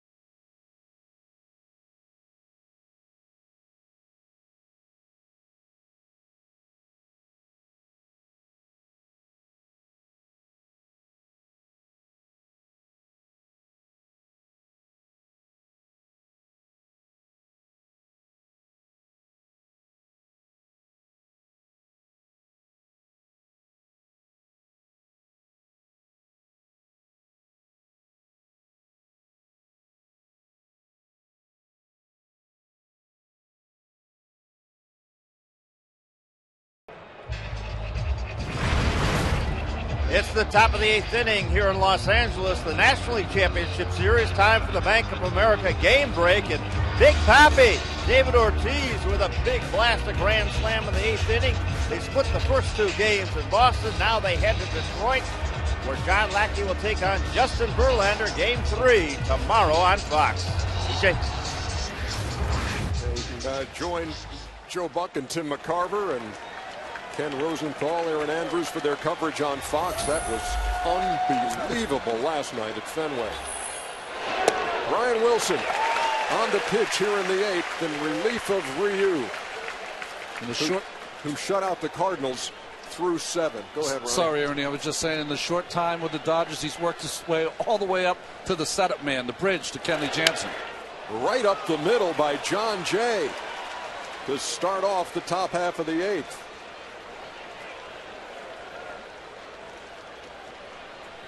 Jay's first hit of the series brings the tying run to the plate. Looks like a backdoor cutter, slider for the outside corner. Jay stays right on it and drills it up the middle. Colton Wong has a bat. He will pinch hit for Pete Kozma.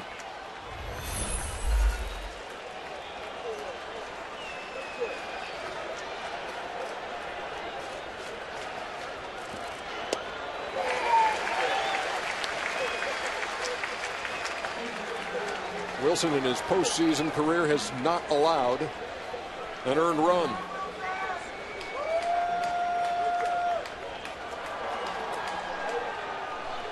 He was tremendous with the Giants and very effective here with the Dodgers as he runs that one inside and misses a ball and a strike. Before surgery, he would throw his fastball and pitch around with his slider. Now he's totally different. He uses his slider and he'll use his fastball almost backwards.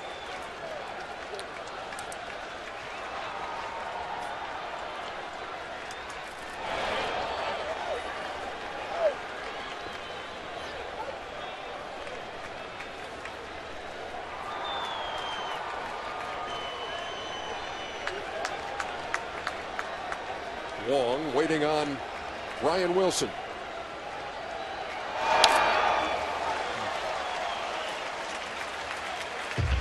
Yeah, from a hitter's perspective, that little short cutter that he starts on the outside part and brings it back to the corner, and then he'll come in with his comeback fastball, so the ball is moving in 2 different directions.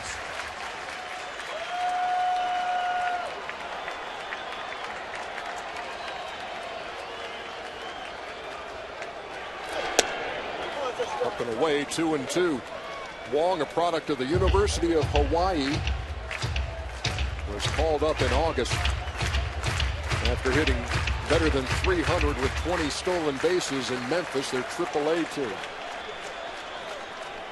He waits on a 2-2. Strike 3 call, 1 down.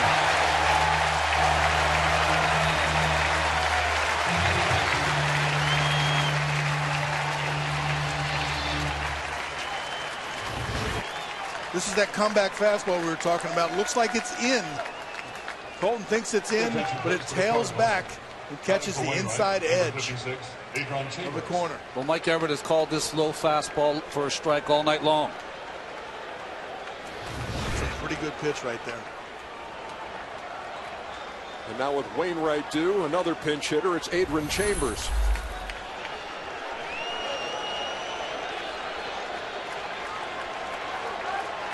He's been to the plate once in this series and struck out.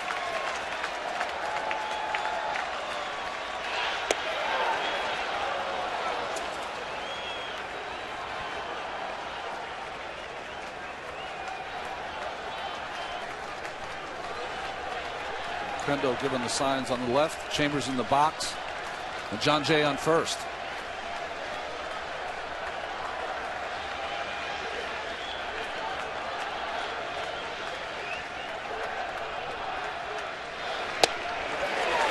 Off the corner. Ball and a strike.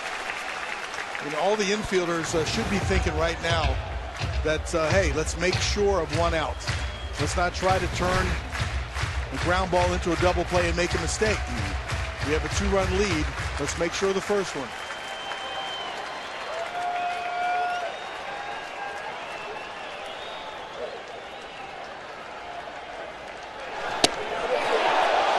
Missed inside, 2-1.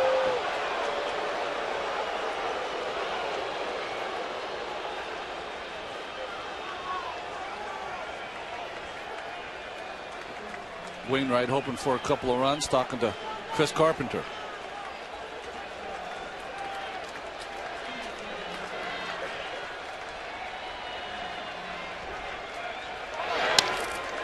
On the ground to second. Ellis, there's one. And as you noted, Cal, make sure of one. Not really a double play ball with a speedy runner like Chambers. That's 2 out, and Chambers at first.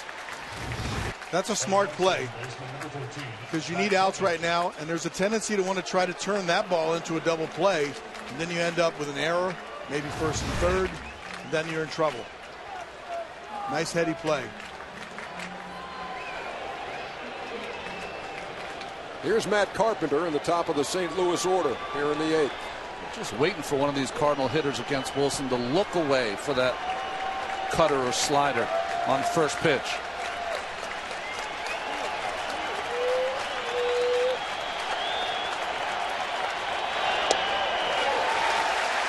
Oh, 1. The dangerous Carlos Beltran on deck. I've been really impressed with Wilson's ability to control the outside edge and the inside. His control has been fantastic.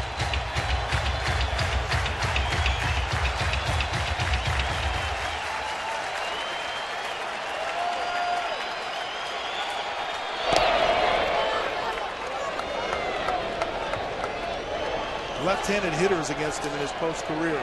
4 for 30, all singles.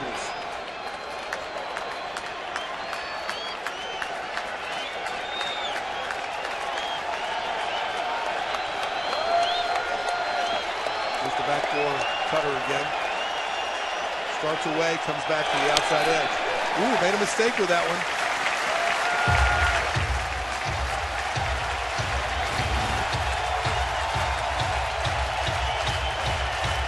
Pitchers, sometimes you tend to forget you do get mistakes back occasionally.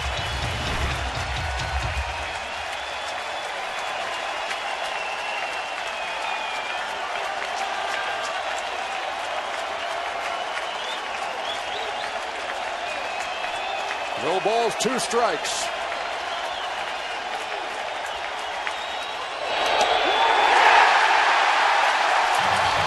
Carpenter caught looking to end the 8th. Brian Wilson does the job. We head to the bottom half.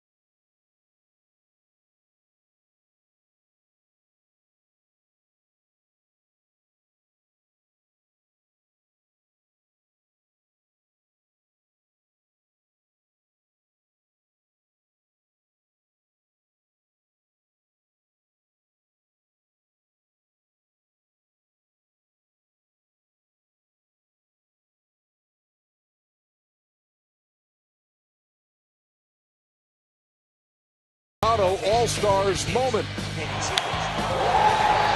The Dodgers, after going scoreless for 22 innings in this series, score twice in the fourth. Adrian Gonzalez knocked one in, so did Puig. And so we stand at 2-0 heading to the bottom half of the eighth inning. Colton Wong stays in the game at second.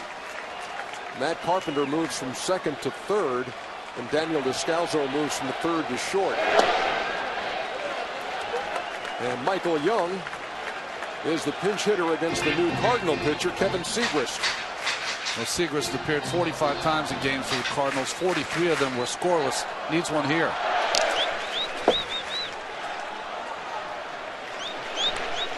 Young is 0 for 3 in the series, 1 for 6 in the postseason. And he leads off the bottom half of the eighth. Dodgers trying to pad that 2-0 lead. On the ground to short. Descalzo throws him out. One down. The Cardinal bullpen has now been out and not scored upon in 9 2/3 innings. But the story in this series so far, aces being trumped. Wainwright leaves the game, trailing 2-0. Kershaw and Greinke couldn't win on the LA side in St. Louis. Here's Carl Crawford, late, 0-1.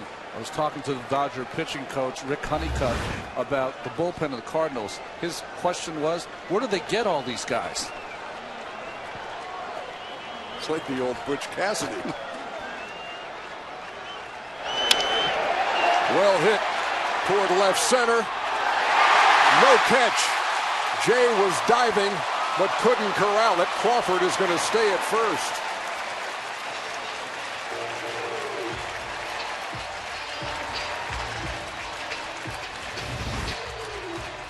John Jay has a beat on this, couldn't quite get to it, then lands on it. Carl Crawford with great speed, thought about going to second base, but Jay comes up and throws from his knee and keeps him at first base.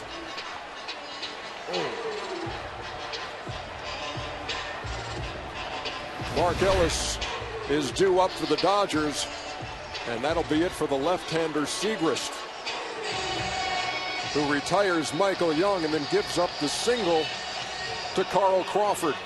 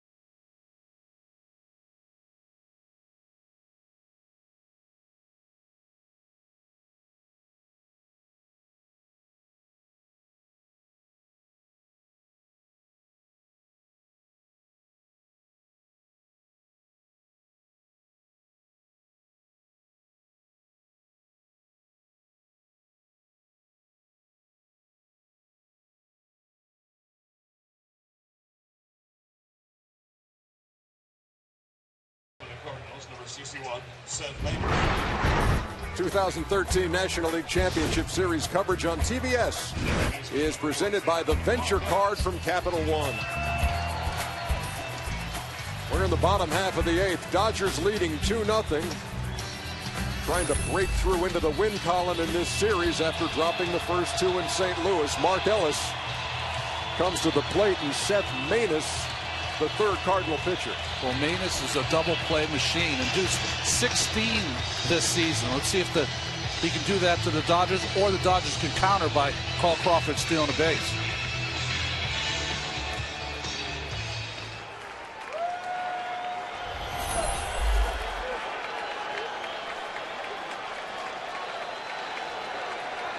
Ellis is 1 out of 3 with a double and scored a run in the fourth. And Crawford going nowhere. Well, Ellis is one of the guys they will hit and run on, and they were sniffing that out right there, pitched out just in case the hit and run.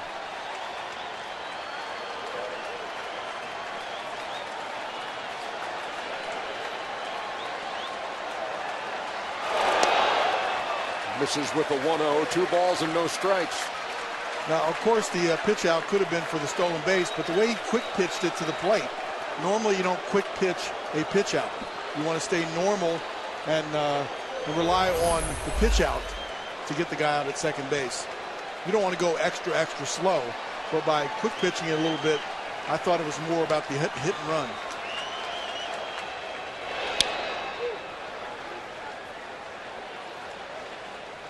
Two balls and a strike to the Dodgers second baseman.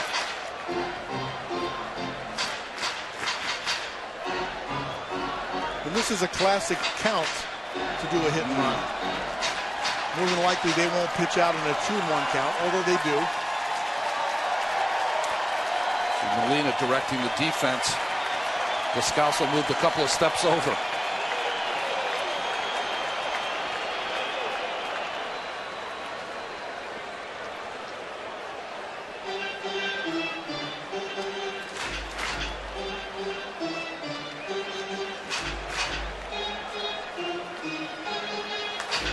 What a way to celebrate your 25th birthday.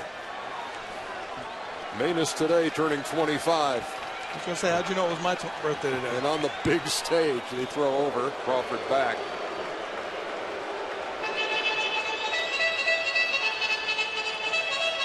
Molina's definitely sensing something's happening right now.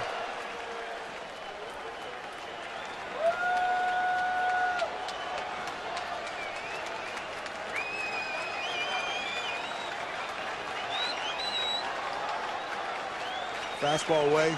Shortstop should be covering. Lined into left field. Base hit for Ellis. They're at first and second with 1 out.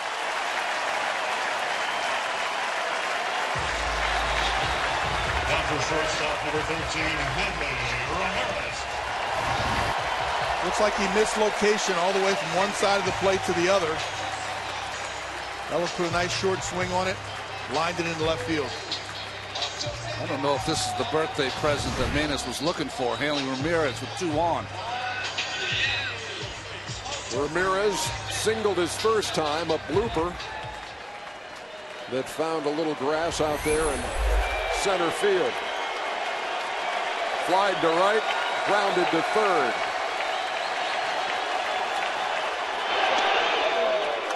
Playing with a hairline fracture of a rib on the left side.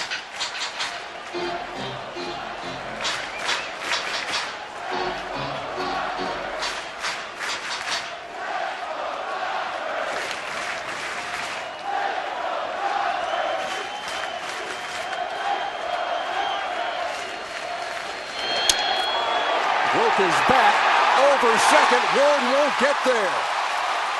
And they're going to wave Crawford. Here's the throw to the plate. He is safe.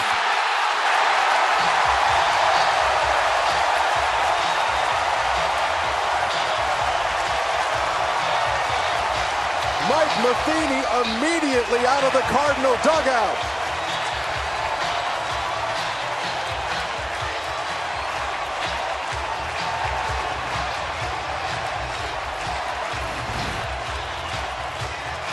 Jam job right here. Carl Crawford does not break right away because he doesn't know if it would be caught. The play then goes to second base. Carl Crawford does not stop all the way there. Molina with a nice tag, but he looks like he might have got in there. Well, Molina tries to put his foot in front of home plate, but Crawford might have got through it. Watch that left foot.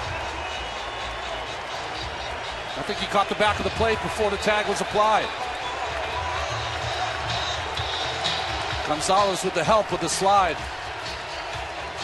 The ball definitely beat him to the plate. Molina, as a catcher, takes the ball a little bit in front of home plate because you don't know where the runner is.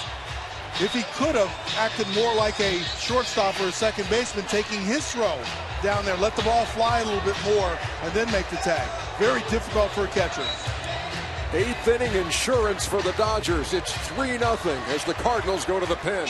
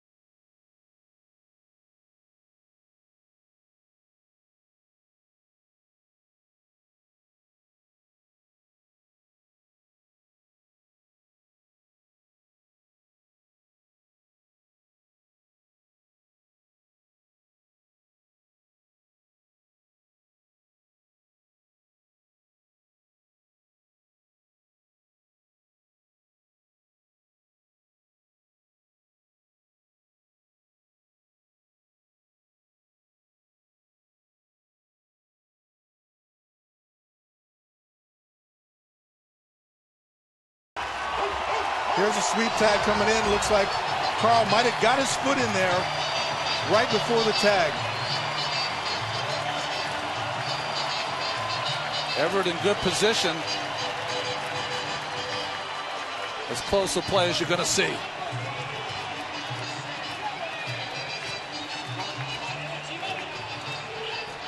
Question is whether his foot really raked across home plate or not. That was hard to see. His toe was up in the air, but it might have been the bottom of his foot.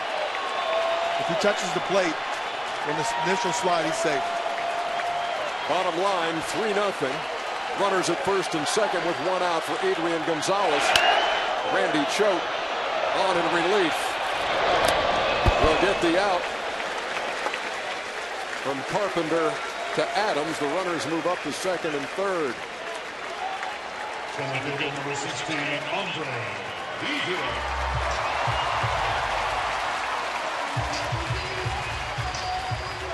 So for the first time in this series, Randy Choate faces somebody other than Carl Crawford, who he retired on 2 foul pops to third. He retires Gonzalez on the grounder. And here's Andre Ethier.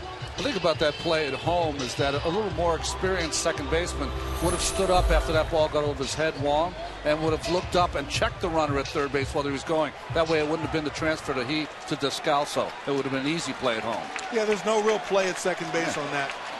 Descalso did a nice job of recognizing to catch it and relay the ball directly to home. Sometimes when you're a young player, you just want to get that ball out of your hands.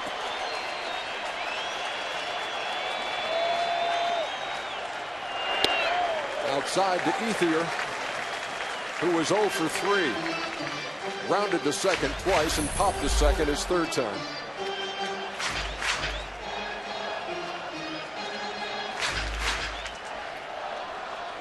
Dodgers 3 for 10 with runners in scoring position after going 1 for 16 in the first 2 games.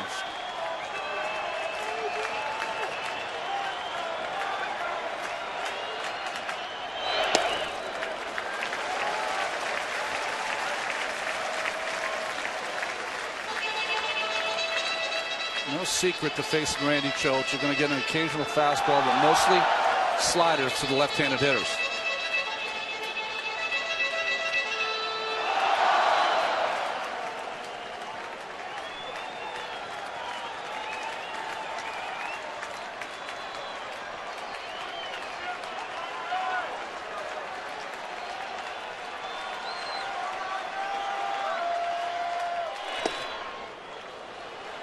Over for a strike. 2-1. There's the occasional fastball. Kind of surprised him, but made a good pitch low in the strike zone. Little sink on it.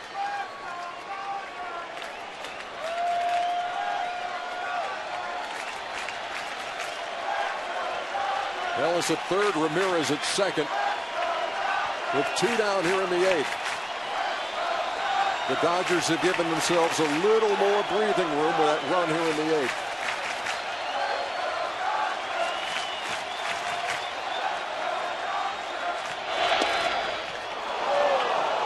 Up the corner, 2-2.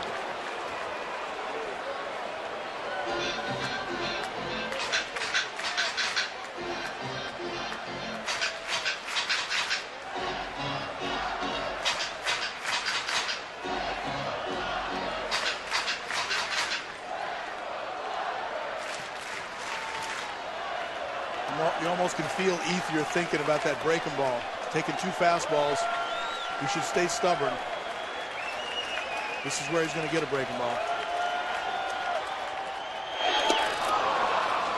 Struck him out to end the 8th. But the Dodgers pad the lead.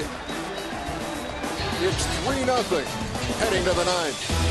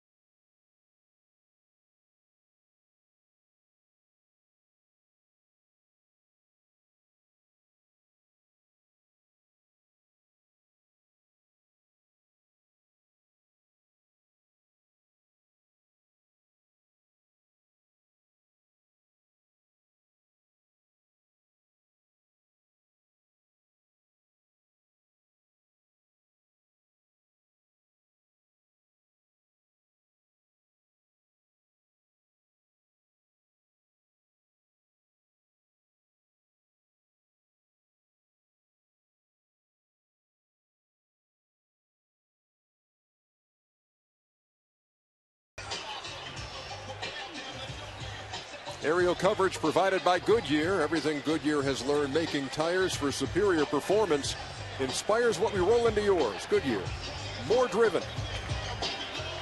The St. Louis Cardinals are going to try to do something they've never done in their postseason history, and that's overcome a deficit of at least 3 runs in the 9th inning or later. They'll have to do it against the Dodger closer, Kenley Jansen. Well, once they inserted him as the closer at midseason, tide really turned for the Dodgers. It was not only Puig and getting back Hanley Ramirez, but Jansen also. will face Carlos Beltran to lead off the ninth, who turns around to bat left-handed after 3 plate appearances against Ryu. He went 0 for 2 with a walk against the lefty.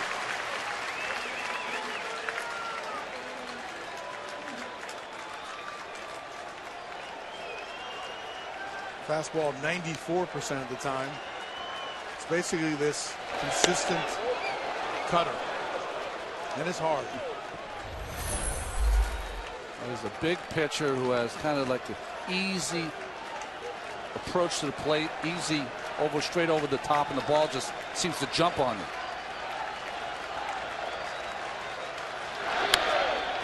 Pops up the 1-1. A.J. Ellis discards the mask and squeezes it for out number 1.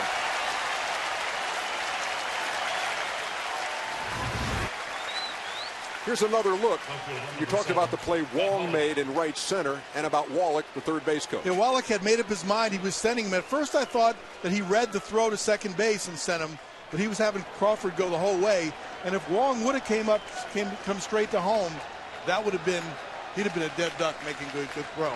With good aggressive baseball, they end up manufacturing that extra run. Big run.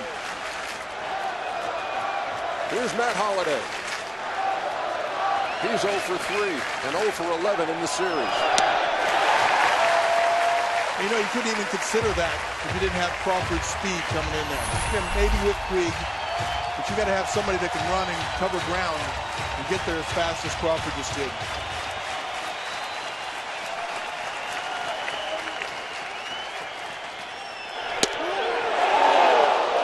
Just missed a ball and a strike.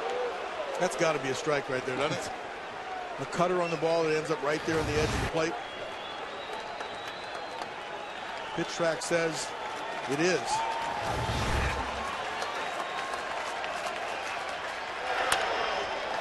Foul away on the 1-1. And Jansen ahead of Holliday.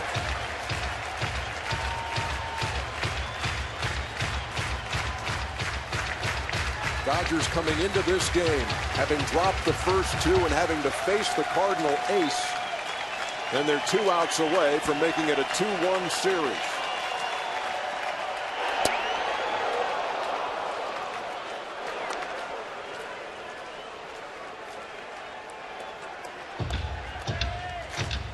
Hanley looked pretty good today. Moved around pretty well, swung the bat well. Dropped a couple of hits in. Broken bat variety. I just like his presence in the middle of that lineup. Nick Punto on for him defensively here in the 9th. That's out of play.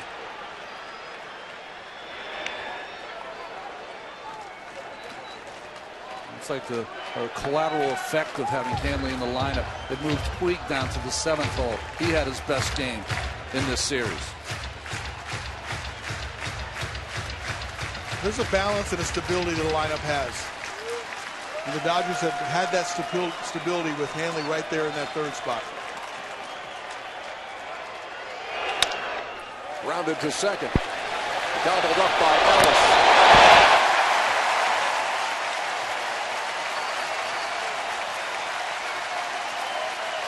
For the Cardinals, catcher number 4, Adrian Gonzalez.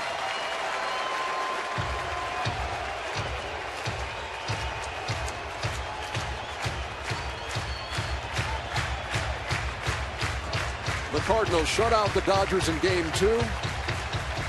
LA trying to return the favor here in Game 3. And here's Molina.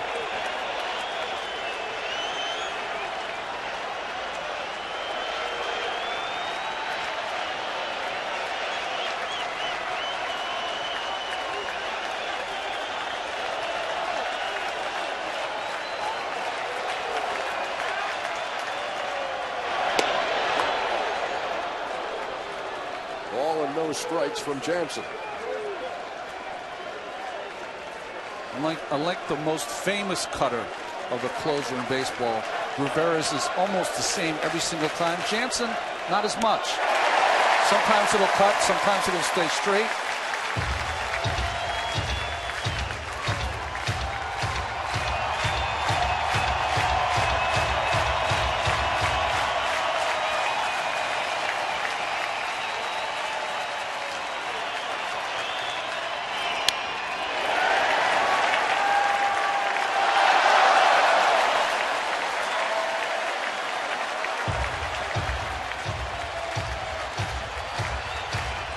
So the Dodgers a strike away from getting right back into this series.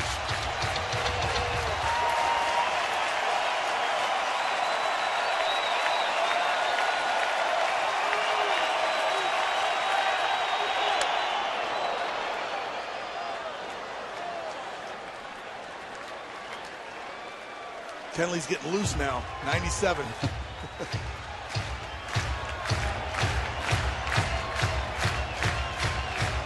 Molina has a hit in 3 trips. Singled his last time in the 7th. And he's battling Jansen here with 2 down.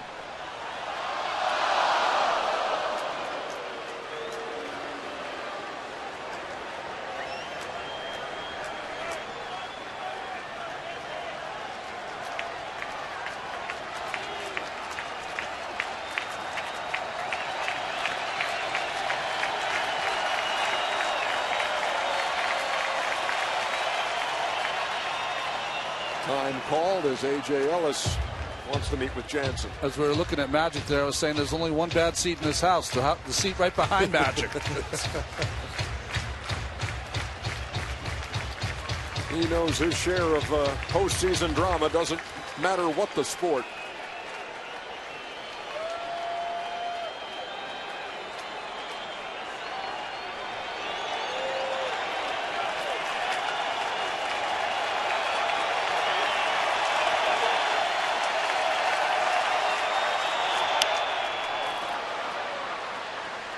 So offer up a guess at what the meeting was. A.J. Ellis ran out there. A lot of cutters. Were they talking about a breaking ball, mixing a pitch, or location? I think location. I think they're just trying to change it up. Do something a little different to Molina, so they countered with that inside cutter.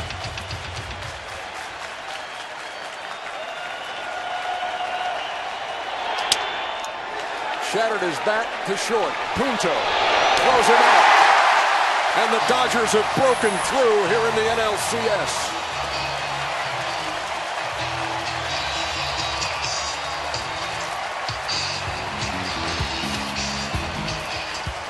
Faced with having to go up against the Dodgers ace, Adam Wainwright.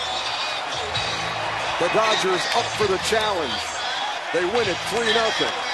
And now it's a 2-1 series. I think that's the key right there. Los Angeles sent its 2 big guns out there, Greinke and Kershaw.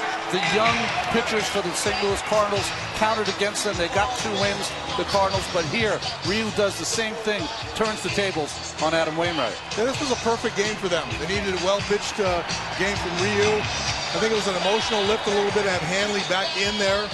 He contributed with a productive out and also an RBI. It's the perfect game for the Dodgers, and now they are back in the series. Shut out in game 2. They turn around and shut out the Cardinals in game 3.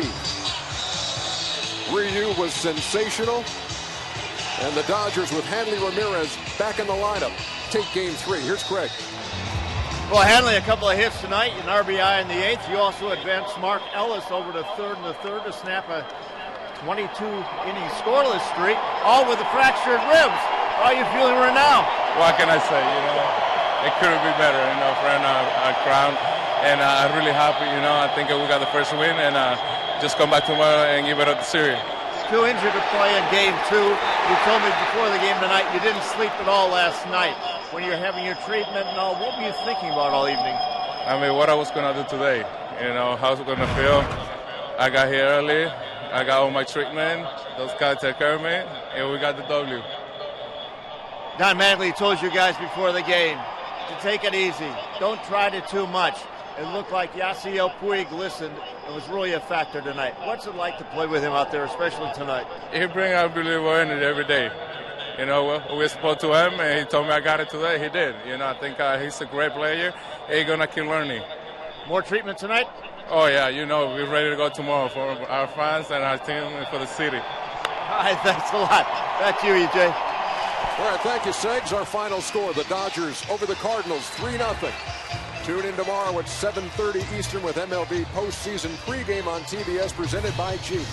For Ron Darling, Cal Ripken, Frank Sager, and the rest of the crew, This is Ernie Johnson bidding you a good night from Los Angeles. TBS, your exclusive home for the National League Championship Series. Now stay tuned for the postseason show on TBS presented by Johnny Walker. And remember to drink responsibly. So long, everybody.